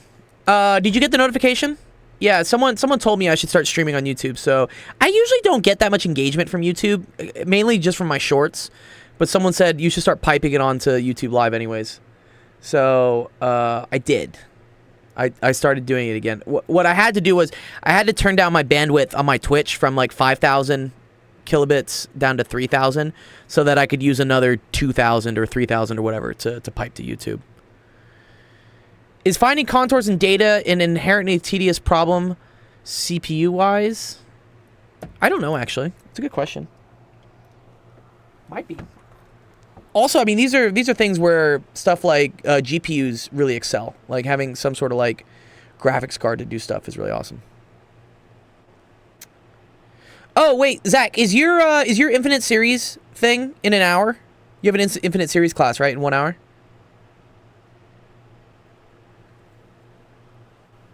GPUs really excel. Haha. Nice. Cool. I was gonna go to the gym at 6-ish, so I'll put your stream on while I'm on the treadmill or something. I think it'd be fun. It's a good. I always think it's good to like distract your brain when you're exercising with something, and I can't think of anything more fun to distract my brain with than Infinite Series. I actually do like Infinite Series. They're really cool.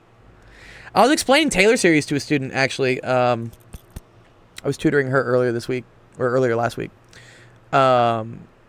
It's super cool how you can describe like any curve to an extent if you just add up enough polynomials. You just keep adding higher and higher degree polynomials. Eventually you can build out whatever shape you want. It makes me really think that like we're kind of living in a simulation, right? There are all these like little building blocks that you can use, these little snippets to like create things. It's super rad. Yeah.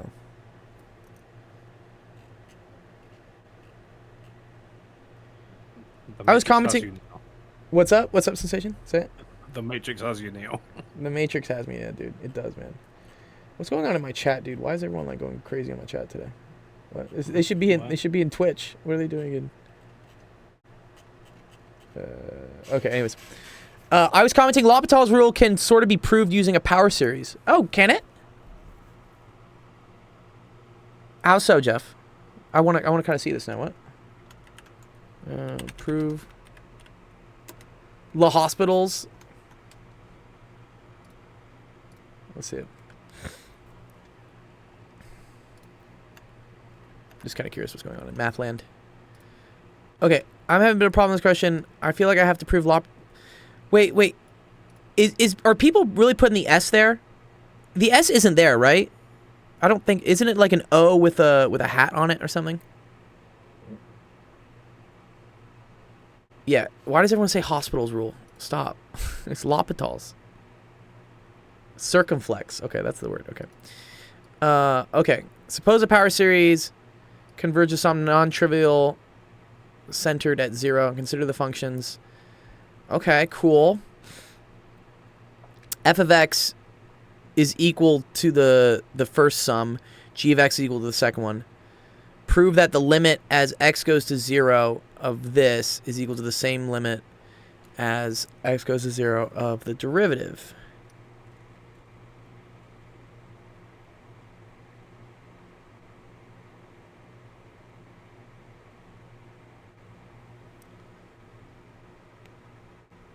Mm-hmm.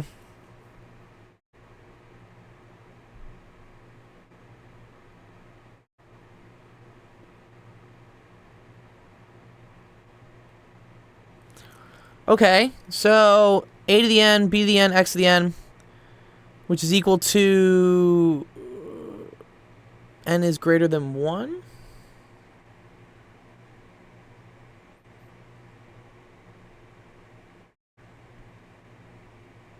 Oh, because it's just 1. Okay.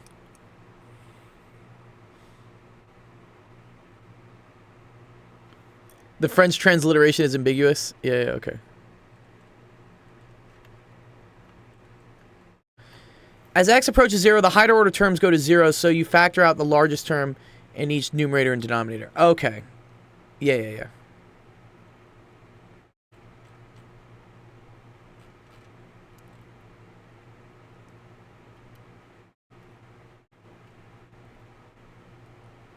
Ah, okay. I see. So, yeah, f of x is a1x plus that, b1x plus that. Which, yes, you know that this goes to 0. So then it's just a1 plus, okay, the n minus 1. Okay, I see. And yeah, and since the derivative is that. Yeah. That's cool. Yeah, it has to do with, yeah, every time you take a derivative of something with an exponent, the exponent drops down by 1. And yes, if you have a function represented by an infinite series, then you have a bunch of exponents you can just keep dropping until eventually you get to the last one. Yeah, right. You can differentiate to match the next terms. That's very cool. I like that. That's pretty wicked. Nice. And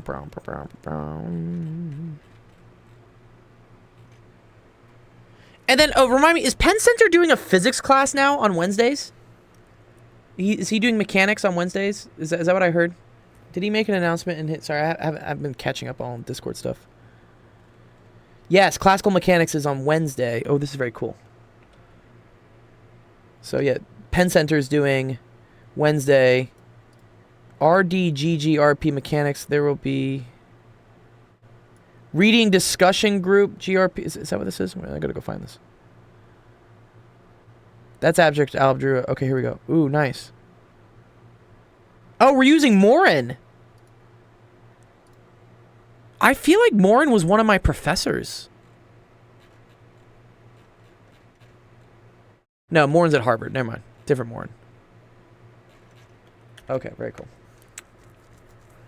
Oh, it was a 100K channel point redeem? Oh, that's awesome. Oh, that's so fun. I love that you guys did like a community challenge for that. That's very cool. Here, I'm going to react. Statics. Okay, cool.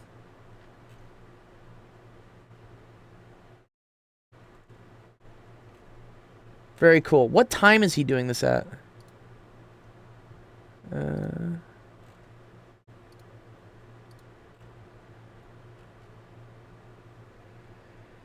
It's going to be a mechanics study group. That's actually great, dude. Honestly, there are a lot of... Here, let me ask him. I'll just ask him here.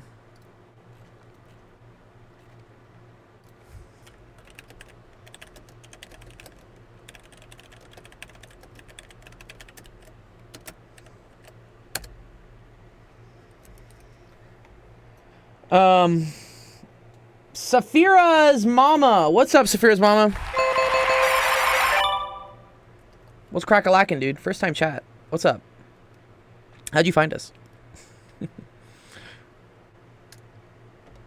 We were just going over, what was it? We were doing like least square regressions, Roombas. That was my thesis. Trench warfare. Yeah, and then this. This is what we were doing. Reese's Pieces. Reese's Pieces. Maybe through science? Oh, yeah. I love science. I love Balint and, I forget his wife's name. But, yeah, they're all cool. They're very cool people. Yeah, we just started the school year, so we had a couple students with questions today. It's been kind of like a slow day. Lita! That's it. Lita. That's her name. Nice. Are they streaming right now? Let me check.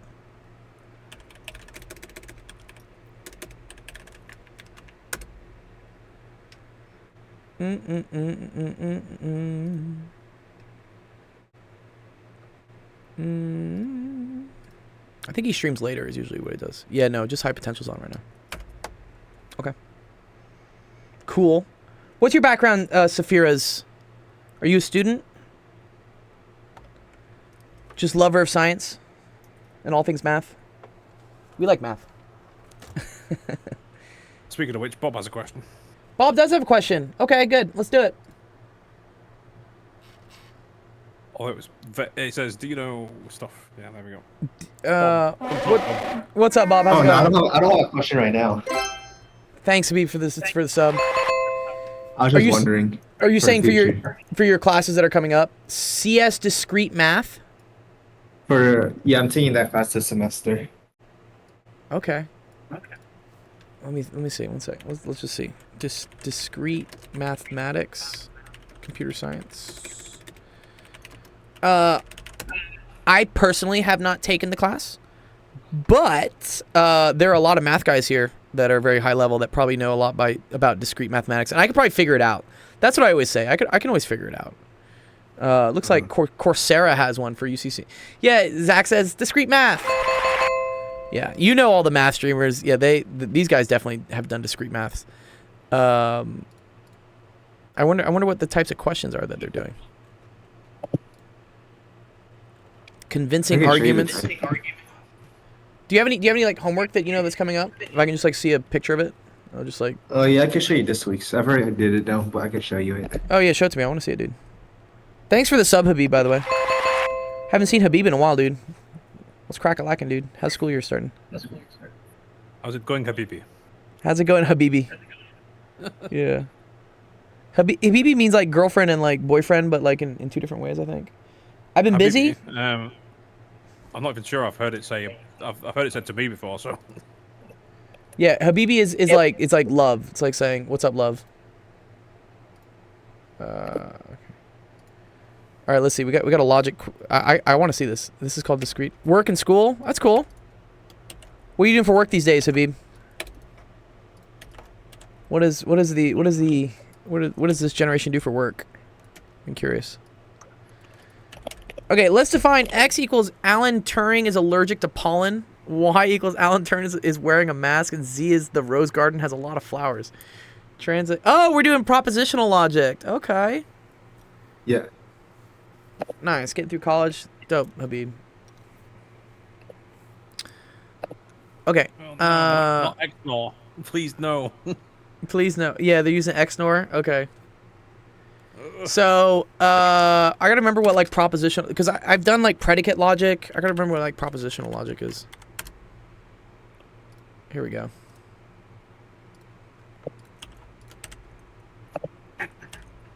XNOR and NAND. Yeah, not AND. Okay, cool.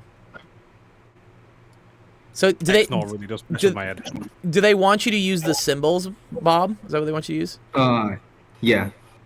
Okay. But I can't use the XOR thing. Okay. So you have to come up with like what's the equivalent one for it? Yeah. So it's like Use the implies one. do you do this like not X, and then I don't know, and Y? Was this like the answer? Should be. Oh, Something wow. like that. That's super weird. It laughs out of politeness. I'm gonna XNOR in my sleep. Snore. Okay. Okay. If Alan Turing is allergic to pollen, this is called if then. If thens are cool. This is cool, man. So wait, discrete math is just logic? Is that really? I've taught logic classes. Like I didn't know that's what like discrete math was. Hopefully we get to more stuff other than this, but this Okay. is like the first week. Logic First is 2 a weeks. part. Okay, Zach says logic is a part of discrete math. Okay. Discrete math is not logic. Logic is part of discrete math. Groups, rings, and fields. Ooh, okay. So we started like proof this week. So we say like X, and then and Z, then Y. Is that kind of like how we do this one? For which one? B? Yeah, for B. Yeah. Cool. No. Wait. Right. Uh oh. Oh, yeah. Okay. That's how you do it. Up and down. Combinatorics, graph theory. Oh, that's cool.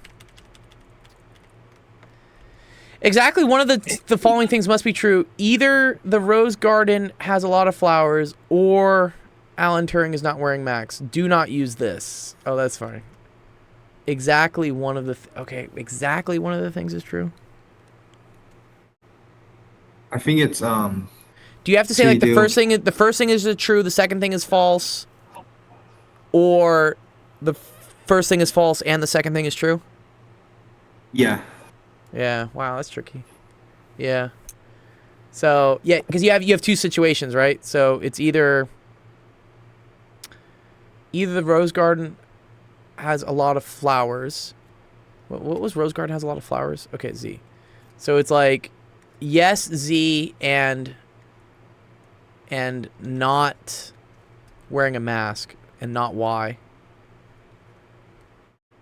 Or not Z and yes Y. Yeah. A and B and A and B. Oh, you're good, Sephiroth. You can always write XOR as A or B and not A and B. And and not. Sorry, excuse me. What? Oh, I like that. Yeah, that does work. That's another way to. That's cool. That's another way to do it. Do you see that logically? Why that makes sense, Bob? Wait, what was it again? So he's saying that the other way to write this would be Z or Y. Or sorry, Z or Y. And not Z and Y. Oh, I see. So basically saying one of these has to be true and they both can't be true. Yeah. That's super rad. Oh, yeah, cool, Jeff. I like that. This is the cool thing about logic, dude. Logic has like a couple different ways you can like solve it. Oh, I'm like having fun with this. Here, I'll do this. I don't see the point of this kind of. Oh, this comes up all the time in computer science. Really? Where's Sensation's face? Yeah, there we go. Yeah. A lot of computer science is trying to solve things, and it's writing, it's figuring out logically what your if statement needs to be in order to, like, generate the flow of your program to do the right thing. I see. That makes sense. Yeah. I did this a lot in my PhD when analyzing data. So, for instance, I was doing this thing where I would, like, look at wherever there was a peak on something, and I had to write code to be like, okay, we're looking for when does something go above a certain value, but we haven't hit the top yet. Okay, now that we've hit the top, but we haven't hit the bottom, keep going. Okay, now that we've hit the bottom, but we have hit the top, we have hit the what? It's like it's taking computer language to do things that you want something as a human to just do. Yeah. Yeah, If Alan Turing is allergic to pollen, then Alan Turing must wear mask. Yes. Oh, that's the other cool thing Sensation's talking about. Yeah. You can then use it to like derive truths. Like, right, yeah. Mm-hmm. If this happens, then this has to be true. If X equals true, then Y must be true. I can't remember what the whole question was, but yeah. Yeah, it was like a transit. I said it in basic English. So if Turing is allergic to pollen, then he must wear a mask. So mask equals true. Pollen must equal true. Yeah. Yeah. I looked into a degree in maths, but I've decided to do a GC and a master's in autism studies. Oh, that's pretty cool. What's a GC? Sorry, general credit. What does GC stand for? Honestly, yeah. I mean, this math looks scarier than it really is, and you know, it's because, like anything, it's just learning a language. You just have to learn that, like, okay, for instance, like, not is this weird symbol. This is this. I don't know. Abelian group means this. Here we go. Terminus technicus. Look at this. Negation, conjunction, disjunction. Like, there's just it's just learning the language. Mm-hmm. Oh, graduate certificate. Nice. I have a lot of questions about autism studies because autism is a spectrum, though, right? And I've heard that apparently autism is like really difficult to diagnose in women. Like you just apparently girls don't display the traditional symptoms of, I guess, being autistic. Guys, it's very easy. You're like, yo, that guy's autistic. But it's less prevalent. It's less prevalent as well genetically. It's just less prevalent genetically as well. Oh, okay, I didn't know if it was like it just doesn't happen as much, or if it's just misdiagnosed, or I don't know. They'll come up with a gazillion reasons why or something. Well, fundamentally, men and women's brains are different, and I agree with that. The part of the male brain malfunctions that doesn't necessarily malfunction in women. So that's where we end up with lots of people like me and less female people like me. And this is why we have the dating show Love on the Spectrum. We're just trying to connect y'all together. Actually, I did see a very interesting study, and no femcells. What's a femcell? Female celibate? Oh, okay. I think it's also because the studies tend to focus on males, so there's just more awareness with female Yeah, I agree. Yeah. Well, it's like the whole reason why, like, female sexuality just was never studied in the 50s or 60s. But we have like 19 different drugs for like erectile dysfunction. Yeah. It's just like, who's the customer base? It would be that in the 90s. Was it in the 90s? I forget when all the Viagra stuff was coming out, but yeah. I think I don't remember hearing about it before 1990. I remember being young, dude, and like seeing these advertisements, and I'm like, because you're a kid, right? You don't really know what's going on, but like you see like grandma and grandpa, and they're like smiling at each other, and they're like Cialis. Like what?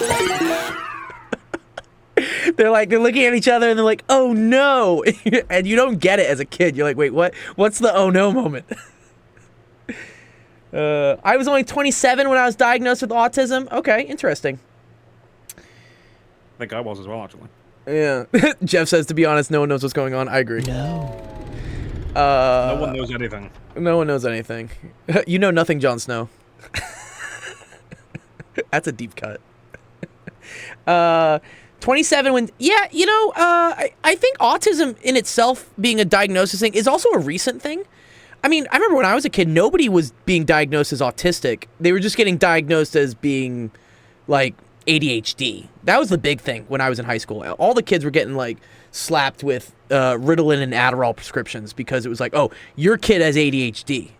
And then I feel like nowadays, when I work with students, a lot of times the parents are like, oh, my kid has autism. And I'm like, okay, cool. So your kid's a kid. I feel like all kids have autism to some degree at this point.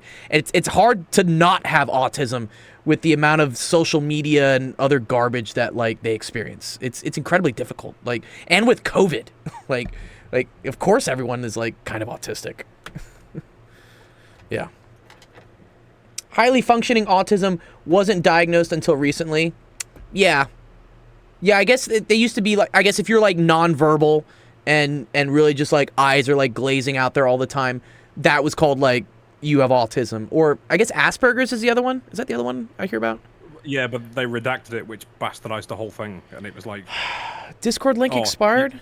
No, it should work. A Discord link works. All right, keep going. Sorry, Sensation, go on. They pulled everything into one term, and they called it autistic spectrum disorders and various other things. Basically, it's bollocks because it's like, I don't know, one person has a cold and the other person has the flu, but you group them all together and say, you've got the sniffles. It's pointless. Do you know what I mean? Yeah, I know. Yeah, it's just like, you all have the sniff. Yeah, but there's different, like, treatments and, like, I guess ways causes. to... Different causes, yeah, for sure. Yeah, exactly. Yeah, some are genetic, right? Some are environmental. I saw actually an interesting thing. What was it? There was something on the news about it's like cortical thinning due to COVID. It's like how they're calling every new disease a COVID variant. Yeah, I know. I know. Yeah, well, which is also bollocks because not COVID. Oh, crying out loud. The flu? The flu? What's the base virus for COVID? I don't know. Coronavirus? I don't know. Yeah, the coronavirus is... Well, the coronavirus is any chest infection virus, like a cold. A cold is a coronavirus. Okay. So when they kept calling it coronavirus, it's like, what, so everyone's got a cold? And then people started dying. So it's like, well, clearly it's not a fucking cold. Yeah, it clearly is. Yeah, because people don't die from the cold. Coronavirus just means that, oh, it's crown-shaped. Okay, Australia says different stages. This is the thing that really bugs me, is when I look at, like, influenza deaths, right? And then mysteriously during COVID, there are just no one's dying from the flu anymore. I'm just like, excuse me? People staying away from each other. It's a good point, right? Yeah. So there's a good. I like this. There are a number of conclusions I've heard from this. The typical, like, whatever Trumpism thing is to say that, oh, they just called the flu COVID. Like, all flus were just COVID, so magically the flu wasn't happening. And I'm like, okay, I see that argument. I like your argument, which is that, yes, during COVID, we stopped seeing each other a lot, so the flu was less likely to spread.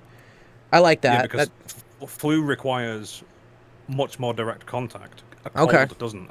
A cold can travel for miles. Because of how small the viral loads are, not the size of the virus itself. But anyway, the flu tends to be, people coughing into their hands and then touching things. but everyone had masks on anyways, and we were all distancing And each other. People were keeping, far away from each other. So Yeah. The other Other- argument I like to hear is that so this is deaths, right? It's like who dies from the flu. And basically what they were saying here is that like, oh, COVID was like the reigning champion of killing people during this period of time. So like even if you were like getting the flu, it was more likely that COVID would kill you first. Yeah, exactly. That's what Jeff says. Yeah. So, but this is, I mean, this speaks to earlier what we were talking about, right? With graphs and data, right? This single graph here can be interpreted in different ways to match like whatever agenda you want. yeah, which money yeah. talks, but science should be better. Science should be better, right? Science shouldn't be politicized, I guess, yeah. Jeff says if we had enough COVID, we could cure the common cold. Fucking fuck, Jeff, what? Oh, man. Yeah. See, the problem with talking like that is you get into sort of dangerous territory with, right, who can we kill off the fastest? So Yeah. we have a stronger genetic population. I mean, that is what Those that natural don't selection get is. infected. Yeah, natural selection's fine. It's just when people start reading from Nietzsche and Yeah, all that stuff. and well, we all went down that path, didn't we? There was another thing. It's called about cortical thinning, which I think is interesting. Yeah, Did I you didn't read hear this? about that. Did you read about this article? It said, so COVID lockdowns prematurely aged girls' brains is more than boys. So further kind of I did hear about this. Yeah. Yeah, so they did some MRI scans and found that girls' brains appeared 4.2 years older than boys' brains for whatever reason. I don't know why this is, right? I mean, this is kind of there's data on this. They did a bunch of MRI scans. I think this was in this is University of Washington. Like this is a good university. But yeah, they noticed that the cortical thinning was, and they did it on 160 people. It's a big sample size. That's a lot of MRIs. That's expensive. It's unclear whether the changes have negative consequences, but yeah, have concerns they might affect mental health and potential to learn. So yeah, very interesting. The question is why? Oh, here. So let's read what this guy says. He says he believes the difference reflects girls' greater dependence on social groups and interactions. Girls chat endlessly and share their emotions. They're much more dependent than boys on the social scene for their well-being and for their health. This is it's a hot take, Seems but okay. reasonable. Yeah, but Well, yeah, no, it that seems reasonable to me. Yeah, it does. I mean, boys don't ever share our feelings. Yeah, we're just like, yeah. Well, no, because go all the way back to the beginning. What do we do as men and women? What do we do The as women men stay and women? behind the women. Oh, stay we're talking behind about the cave. like prehistoric times. Yeah. The women stay behind at the cave, all in Sure. groups, and hold ground, whilst we Sure. men kind of sort of grunt at each other and say, "Dear." Dear, go bashing thing. Yeah, exactly. You get the idea. I mean, you can't fight evolution, and that's pretty much what we evolved to do. I agree. So. I agree. I agree a lot of like what we do today, especially like the opinions and like legislature and stuff. I think a lot of it is just trying to like deny our own biology. And I think unfortunately a lot of times what natural biology like has coded us to be gets like seen as being like a sexist or something. I'm like, no, like biology doesn't give a shit. Biology says fuck your feelings, dude. Biology just does what it wants because that's the most productive way to create offspring. The entire formation of society is a sort of anti-evolution. Yeah, it kind of is. I mean, I don't think we should let weak people die. You know, I'm not that much of a bastard or a hard Darwinist or person, but I do agree. Yeah, society tends to kind of fight evolution a little bit. Yeah, welfare does for sure. A little, but not profoundly. I don't know. Yeah, well, we don't know. We don't know if it's profoundly or not. Well, Yeah. because if you live in quite poor areas like I did on the council estates, Yeah. people will kick the fuck out of each other, so the weak will perish. I mean, The I wish pikeys will that was kick the shit out of hyperbole. each other. no, just everybody will kick out of each other. Oh man, dude, that's too good. Yeah, Mush, I like your Nikes. Yeah, Mush, I like your Nikes. Did you see fucking what's his face? Oh man, who's he? The Just Do It guy. Oh, Shia LaBeouf is apparently in Scotland and getting into bar fights with people. In Edinburgh, of all places. I think it is. Yeah, what's that? Yeah. Shia LaBeouf. And then, yeah, I want to do the rest of Bob's question because I think it's kind of fun. Shia LaBeouf fights Scotland. I think it was in Scotland. Yeah. Yeah, this video. Shia LaBeouf seen confronting pubgoers and heating exchange outside a Scottish bar. Intense video. I'm right here, motherfucker. Like, what?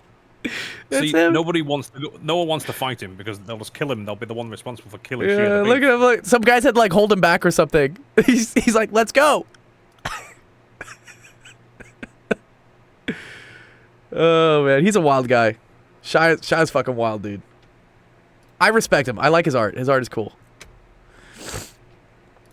His art was certainly provocative, and it gave people an excuse to chase down his flags all over the world. Yeah. His flags? What were his flags? Oh, the whole they will not divide us. He will not divide us. Or they will not replace us? Uh-oh, what happened to your camera signal? Came off. You're good. It was because Donald Trump got voted into office, and he started hanging this flag in one particular place, and then people would go find it and destroy it, and then they'd move it to another country, and they'd go find it and destroy it. Oh, yes, I know what you're talking about. Yes, I remember this. Wow, that's a memory loop back. Man, I forgot about that one. That was a long time ago. A long time ago. Here, I want to see Bob's last question here. Laplace's demon. I love how math has these things like was it Occam's razor? They have all these or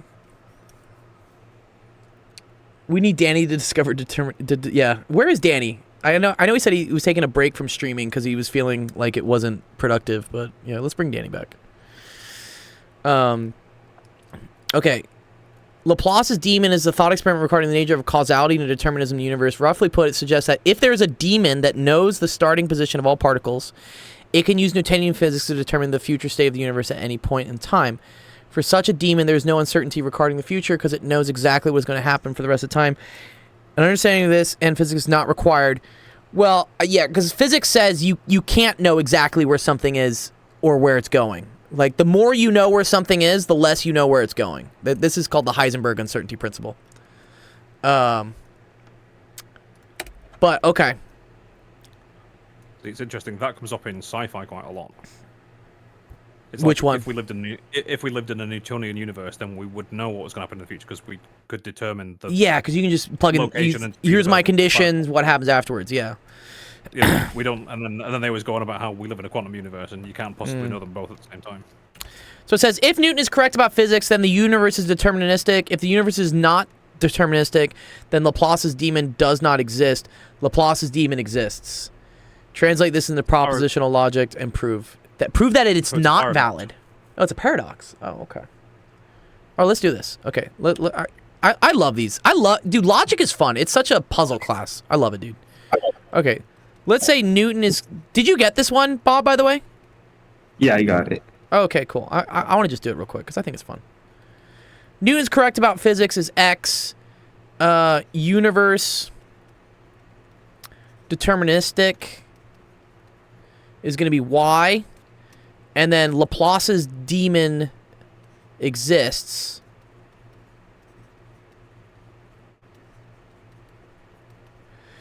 Is going to be Z. All right. So yeah, you always want to take your word statements. This is called I think it's prepositional logic. Is that what we call it? Prepositional logic or whatever. Like word logic. No, well, yeah. It's called a premise, but what you're doing is you're converting words into math. Propositional. Okay, thank you, Jeff. Yeah, okay. So if Newton's correct about physics, so if X, then Y. Yeah, this is what we call a premise. And actually, it's very cool. In the type of logic I'm thinking about, you would usually do this. You would put 1, 2. You may do. Have you done this yet? Have you done proofs like this? Yeah, we do that. We do that. Okay. Also. All right. Nice. Okay. Yeah. So and then if the universe is not deterministic, so if not Y, then was it? Sorry, not Z, right? So these are the premises, and then the third premise, I guess, is that Laplace's demon doesn't exist, so not Z. Does.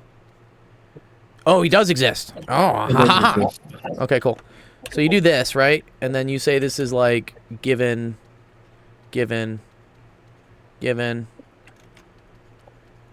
then I think I'm supposed to like do something down here.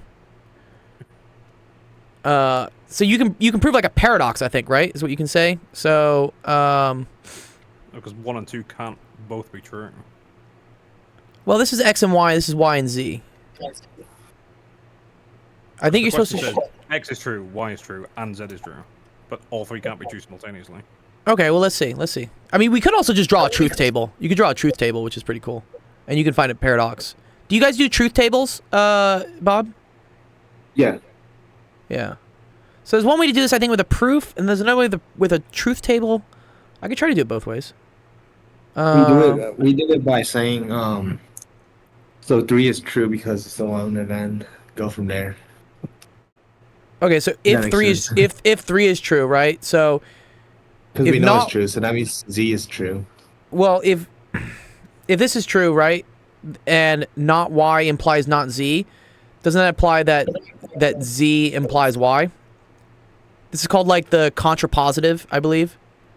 Like it's if A then B, then if not B, then not A.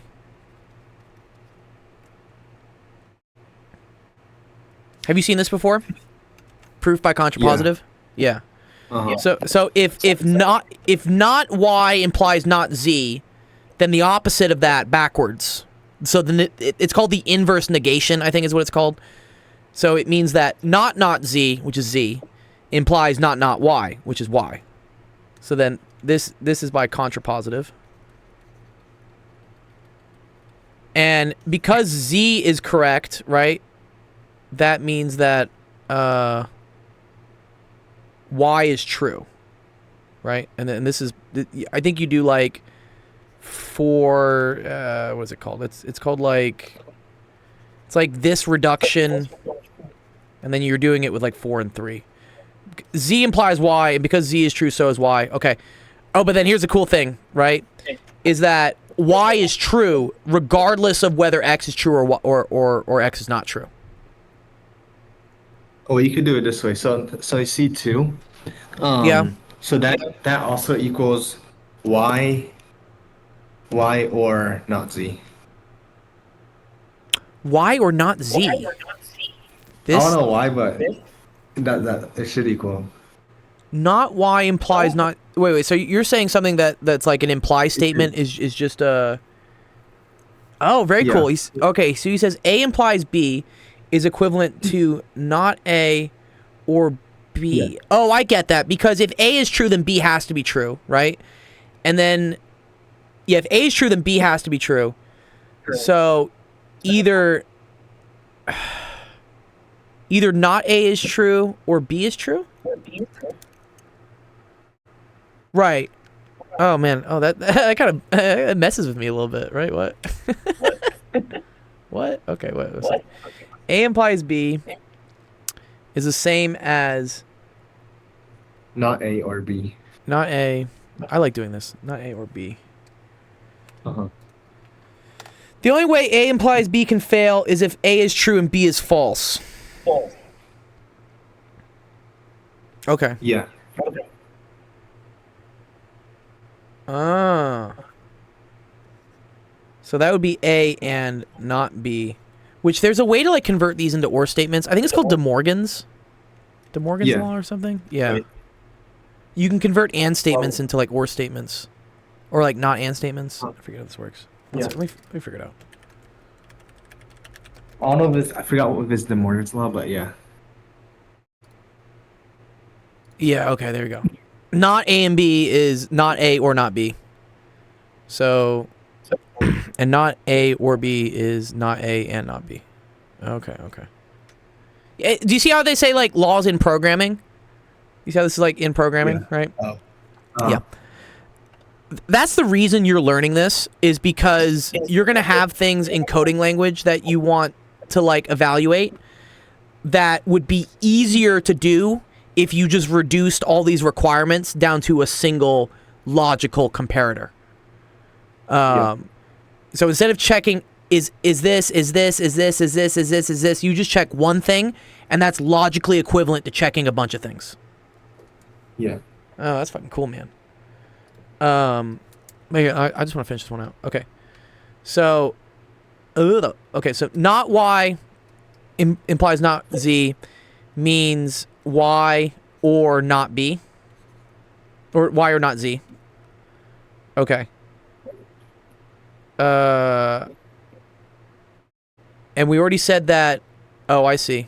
And then because you know Z is Z- 1, so that means Z- it's Y or 0, which then equals Y. Right. But by the contrapositive of this, Z does imply Y. So you can't have both be correct. You can't have not Z happen, and you can't have Y happen. You see what I'm saying here? So, if I just took this, and I said, okay, well, this is Y or not Z, right? From what you guys said with this, right? If A implied B, not A or B, and because I've already done this, right? I said Z was true, and then from the contrapositive, if Z then Y, that means Y must be true. Okay. Now, I have Y being true and Z being true, but this can't hold because it has to be Y or not Z. Or wait, it's not Y and not Z though. Wait, one sec. Y or not. Oh wait, now they're both true. Wait a minute. Wait, Y or not Z. And this isn't conditional, is it? Just take away. Hang on. I know this is hurting my head now. I love this. If Newton correct equals true, deterministic equals true. Therefore,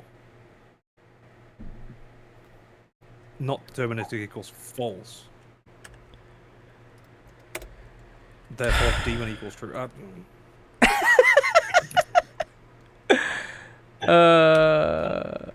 From my perspective, the second statement is disproved because the demon has to exist.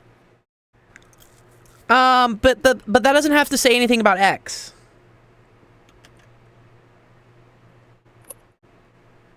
Wait. Oh, you're saying X implies Y both ways? Really? If Newton is correct about physics, then the universe is deterministic?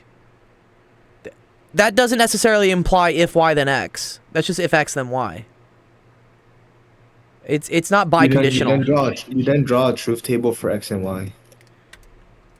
Yeah, I mean, yeah, I can do this all day. Yeah, that's fine. We can do this. Yeah. This is like the brute force way of doing it. You can do X, Y, Z, and then I can just do this. Why I enjoy this method the most. Yeah, no, because it just works. 0, 1, 1. Or actually, no, let me do it this way. Sorry, 1, 0, 1, 1, 1, 0. 0, 1, 1, 0, 0, 1, 0, 1, 0, and then 0, 0, 1. Oh, we already have 0, 0, 1. My bad. Or then just 0, 0, 0, and then 1, 0, 0. Is that all 8? 1, 2, 3, 4, 5, 6, 7, 8. Yeah. Okay, cool. All right, awesome.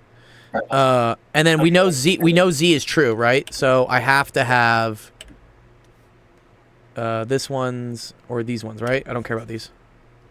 Right. Okay. And then I feel like Y has to be true. Given okay, so if X then Y. Okay, if X then Y. Yeah, this is the contradiction right here. Right? Because X is true, but Y is 0. So then that means that's how you prove it. I think that This is proof. Yeah, this is proving by contradiction.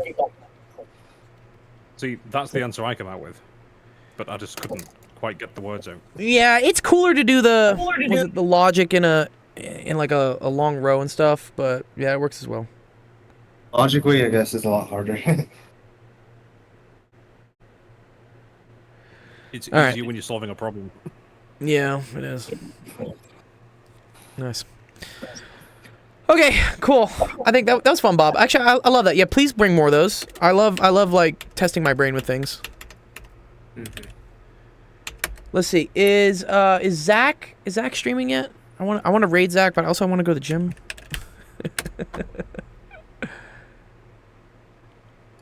Let's see if Zach's streaming. 10 more minutes. All right, I'll say streaming for 10 more minutes, so we can raid him. And then I gotta. Oh, and then wait, I think the debates have started.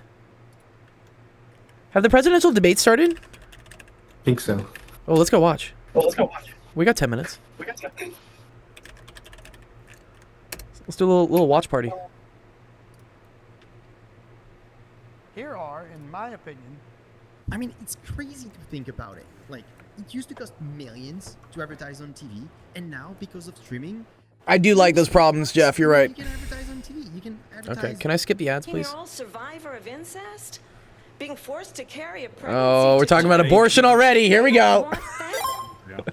And I pledge to you, when Congress passes a bill to put back in place the protections of Roe v. Wade, as President of the United States, I will proudly sign it into law. But understand, if Donald Trump were to be reelected, he will sign a national abortion ban. Understand, in his Project 2025, there would be a national Project 2025 isn't his stuff, that would man. be monitoring your pregnancies, your miscarriages. I think the American people believe that certain freedoms, in particular the freedom to make decisions about... I don't like the whole, like, abortion scare tactic. Ugh. Well, because I can't listen to you. I can't talk and listen. Oh, I see. Okay. What I heard was, she said, the abortion ban. It's like, well, it wasn't banned, though, was it? It was just taken out of federal hands. Right. It's just that the states are going to ban it. Every legal scholar wanted it to be brought back into the states, and the states are voting.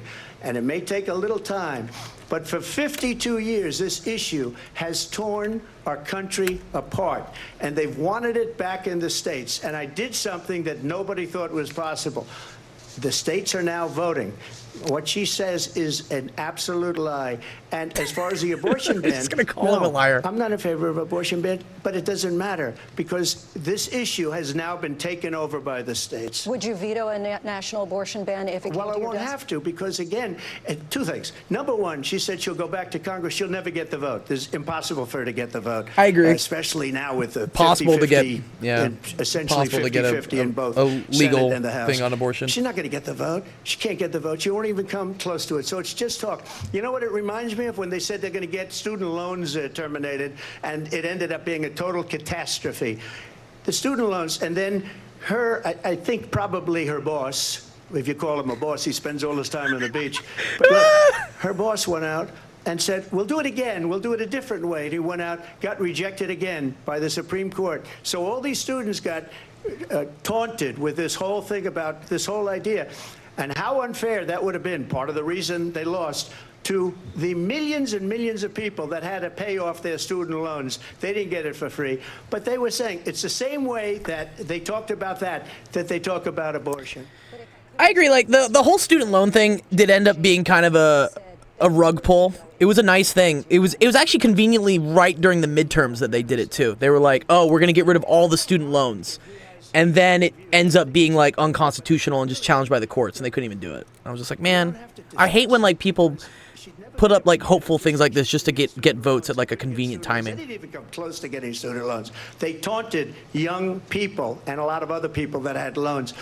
They can never get this approved. So it doesn't matter what she says about going to Congress. The Well, wonderful. Let's go to federal government Congress. should interfere only when it affects the majority of people. Right. I think there are a lot of people with student loans, though. I do think the whole student loan industry is a fucking shark and, like, should be at least reeled in a little bit. So I agree with that, because Yeah. I grew up in an era where higher education was free. Sure. Here, and then they did the whole student loans thing, and it's not worked. You just got hundreds of thousands of fucking idiots going to university. Right. And people just being into a lot of debt. And asking for an abortion, that is That not doesn't mean you're happening. not It's getting the insulting best to the women of in Right. America. university. And Right, understand right. what has been happening under Donald Trump's abortion bans. Couples who pray and dream of having a family are being denied IVF treatments. What is happening in our country? Working people, working women who are working 1 or 2 jobs, who can barely afford childcare as it is, have to travel to another state to get on a plane sitting next to strangers. That's the hill I'll die on. I don't think Which IVF one? treatment should be given at all. Really? Why's that? Because if you're not supposed to have children, then you're not supposed to have children. And Yeah. that child will then be born and suffer because of your poor genetics. Yeah, it's very interesting because it's kind of I have a lot of friends, right, who have had to go through IVF, and some of them are like extremely smart, and I'm like, I wish they would have kids, but they just can't for whatever reason. And so that's where I feel like I agree with you too, right? You know, like if you have poor genetics and you can't reproduce, maybe you shouldn't reproduce. But then these are people who are like very smart, and I feel like they should be able to, but for whatever reason they can't. And then I start blaming the microplastics. Like I think it's all the garbage we eat in our food or something. Oh yeah. I suppose I'm blaming genetics. No, I like your opinion. I have a bias. Yes. I have a bias on that because obviously, because of my parents' poor genetics, I was born and I suffer, and so that's my takeaway. But yeah, people could just not be able to have children because of poor environment, literally. Right. Yeah. So I have to sustain. Sustain. Secede. Sustain. It's okay. I like this is what I like, Sensation, though, because I like to see why people have opinions about other things. I think it's a very important thing in American society, or like society in general, is there to be discourse and then hear why does that person have a different opinion? Because now I understand from your point of view. I'm like, okay, well that's cool, I get that, and now you understand from my point of view. You know. Yeah, because you gave me some information. You gave me some information that I didn't have because I never thought about it that way. Exactly. Wow. Like, oh, well, actually, yeah, it could be because people are consuming loads of plastic, and that's why they can't have children. So then it's not bad genetics after all. So maybe they should be having children. Yeah, maybe the government should be giving out IVF. You might. It's interesting. My dad has an even more kind of hot take on IVF, being like, he claims that the reason why people can't have children is that they basically fucked around too much. Or that they've been on birth control and whatnot. So he brings it back down to back to the 50s and 60s mindset or something. So it's possible. Birth control does fuck with you. It does, yeah. I mean, yeah. Who would think, right? Something that is wrecking a natural biological function for your most reproductive years, and then when you magically come off of it, you hope to still be able to reproduce, could be an issue, right?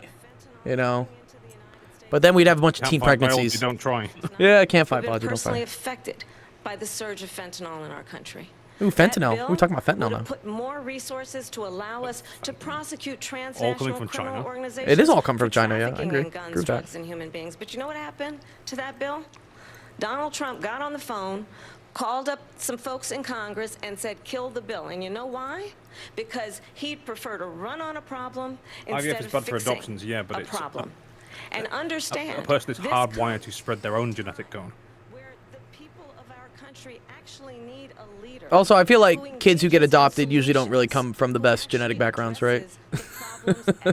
You crack babies and the like. And the former president is someone who would prefer to run on a problem instead of fixing a problem. And I'll tell you something. Children He's should going be to left talk in about immigration a foster lot care or tonight, whatever. even when They it's should not be, the subject Oh, that is foster being care is taken awful by for kids, children. though. I'm It's gonna so actually bad. do something really unusual, It's like and I'm gonna glorified, invite you like, to attend one puppy of Donald daycare or Trump's something. rallies, It's so 'cause bad. It's a really interesting thing to watch. It's so much worse in You this will country see and during the Japan course of where his rallies, it's he talks about all fictional characters. done by the government itself. Yeah, no, here in the U.S., yeah, foster care is all done by the government. You hear like so many nightmare stories about like foster kids. It's not the kids' fault, but it's like the homes they get put into. It's just like it's a bad situation. Well, that it's a prison environment for children. It is, yeah. No, you're a ward of the state, right? And your desires. And I'll And do you tell remember you, the I old believe you social experiment deserve where you a take one bad president child who and put them in actually puts you with first. a load And of good I children, pledge and everyone to you turns that bad as a result? Oh, They really? did the same experiment. They did the same experiment over and over again. Turns out it's true with adults as well. Oh wow, one rotten egg ruins the bunch. What was the one? First, let me respond as to the rallies. Fuck me. They She put said people in people prison started and then they leaving. turned People half of them don't into go to guards. her rallies. There's Oh no yeah, reason yeah, to go. the monkey prison, the Harvard Harvard prison experiment or something. Busing him in and Stanford. paying them to be Stanford there. prison And experiment. Yeah. then showing yeah, them in a different light. So she can't talk about that. People don't leave my rallies. Foster We have parents the are paid. biggest Now they should do it rallies, off their own the most volition. incredible rallies in the history of politics. That's because people want to take their country back. Our country is being lost. We're a failing nation. And it happened 3.5 years ago. And what's going on here, you're going to end up in World War III, just to go into another subject. Bro, I think we're gonna end up World War III if Trump is president. Like, I think if anything is certain, is that like World War III will happen if Trump is president. I don't think Kamala's gonna put us into World War III. You see, I've got to disagree with that one now because Okay, what's your thought on that? well, Donald Trump was the one that put us into no wars ever. True. Every single president that has ever been voted into the U.S. office has taken us to war. He has not. He's the only one that hasn't. I could say he got lucky though with COVID. Like, no one really wanted to start a war. The Chinese did. The Chinese were fucking itching. I don't see. This is the problem because most people don't speak Chinese. They don't read Chinese newspapers. The Chinese were fucking itching, and They really? They wanted to fight? They were pissed. They were taking the piss in the South Asian Sea for years during all that. Oh, I see. Yeah, all the drills and stuff. Steroids. Venezuela on I just wanna steroids, clarify dude. here, you bring What? up Springfield, Ohio, and ABC News did reach out to the city manager there. He told us there have been no credible reports of specific claims of pets being Oh, this is the Haitians? The Haitians eating dogs? community. All I've seen this. people on television. Let me just say here, Didn't this they is prove the that? People on This is a television say clar- my dog was taken and used for food. So maybe he said that, and maybe that's a good Yeah. thing to say for a city manager. I'm not taking this from But the television. people I'm on taking it from television the city saying their manager. dog was eaten by the people that went there. Again, the Springfield city manager says there's no evidence of that. Vice We'll President find Harris, out. I'll let you respond to the rest of what you've heard. You talk about extreme. Oh no, the cackle though, dude. Can't do the I cackle. think one of the reasons why in this election I actually have See, the he repeats endorsement himself, and she's of brain dead. 200 Republicans. Yeah, she's a little bit of an who airhead. worked Yeah, with with how she President talks. Bush, Mitt Romney, and John McCain, including the endorsement of former Vice President Dick Cheney and Congress member Liz Cheney. And if you want to really know nobody's winning the from the inside outcome of this track debate. on who the former president is, if he didn't make it clear already, just ask people who have worked with him. His former chief of staff, a four-star general, has said he has contempt for the Constitution of the United States. His former national security advisor has said he is dangerous and unfit. His former Secretary of Defense has said the Zach nation, Stream the started. Republic, would never survive another Trump term. And when we listen to this kind of rhetoric, when the issues that affect the American people are not being addressed, I think the choice is clear in this election. President Trump, I'll give you a quick minute to respond Yeah. here. Thank you, because when I hear that, see, I'm a different kind of a person. I fired most of those people. Not so graciously. They did bad things or a bad job. I fired them. They never fired one person. They didn't fire anybody having to do with Afghanistan and the Taliban and the 13 people who's were just killed, viciously and violently killed. And I got to know the parents and the family. They didn't fire. They should have fired all those generals, all those top people, because that was one of the most incompetently handled situations Yeah. anybody Zach Stream started has now. ever seen. So Oh, nice. Zach Stream started. Okay. Well, we'll chill. I don't know. I watch these things and then I'm just kind of like, meh. Like, what's going on? It's just a bunch like nobody's gonna change anyone's mind, right? Just like, okay. Everyone's made their mind up, yeah. Everyone's already made up their mind. Anyways, all right, cool. Let's end off stream. All right. Thank you everyone for coming to Office Hours. Had a really fun time working with you guys. Thanks for asking the questions. Next stream is going to be tomorrow. That's going to be at 5 p.m. Pacific, 7 p.m. Central, 8 p.m. Eastern. Come on by, ask some questions, get help with your homework, and we'll go through it. Yeah, it's the first couple weeks of the school year, so better to get ahead than to fall behind. All right, awesome. Next thing we're going to do is we're going to go raid Zach's channel. So Zach is a really good friend of ours, Eat of the Two Eye Pie, and he's doing a new course on Infinite Series, which I think was his, I want to say his master's thesis. It was something very, he studied it a lot in his career. one of the hardest things to teach in calculus is how to teach sequences of series, and he wrote his whole dissertation on like the best ways to teach this concept. So he's the expert on this. So if you want to come learn some sequences and series, we're gonna go raid Zach, say hi to him. Oh, looks like Danny's in the chat. Nice. Yeah. Okay. And don't forget, everyone's popping tomorrow. Everyone, pop in tomorrow. Yeah, come by with your questions. Yeah, even if you have stuff you've already done and you just want to like a little quick refresher on it, we love to learn. Like I learned about logic. We had some good times here just learning logic stuff. So yeah, come on by. Otherwise, we'll see you tomorrow. Have a great rest of your Tuesday, and go say hi to Zach for us. All right, peace. Bye, everybody. Enigma Unknown and Dawn Does Math. And I'd like you all to say hello and talk a little bit about yourself, because we're going to be spending time with you throughout the next few months. We'd like to get to know you a little bit better. So if we could start with Dawn, we'll maybe go alphabetically, and then Enigma, and then Phobos. If you'd take a turn and just talk a little bit about yourself. Let me turn on the mics and have at. Okay. Hey, I'm Dawn. I stream math too, and also games. But yeah, I don't want to say I did the first class. Was a ton of fun, so I'm excited for this one too. Yeah. Well, thanks so much, Don. I'm gonna shout you out too, because I'll shout out everyone who streams, does math. Welcome, Actual Education. Thank you so much for the raid. We're doing some Infinite Series stuff. That we're starting a class tonight. We're starting our new class that'll go through November. If you want to join Discord and get more information, feel free to go there. Dawn is one of our participants tonight. Thank you so much. Enigma, you're up. Hello, I'm Enigma. I took the analysis class last time we did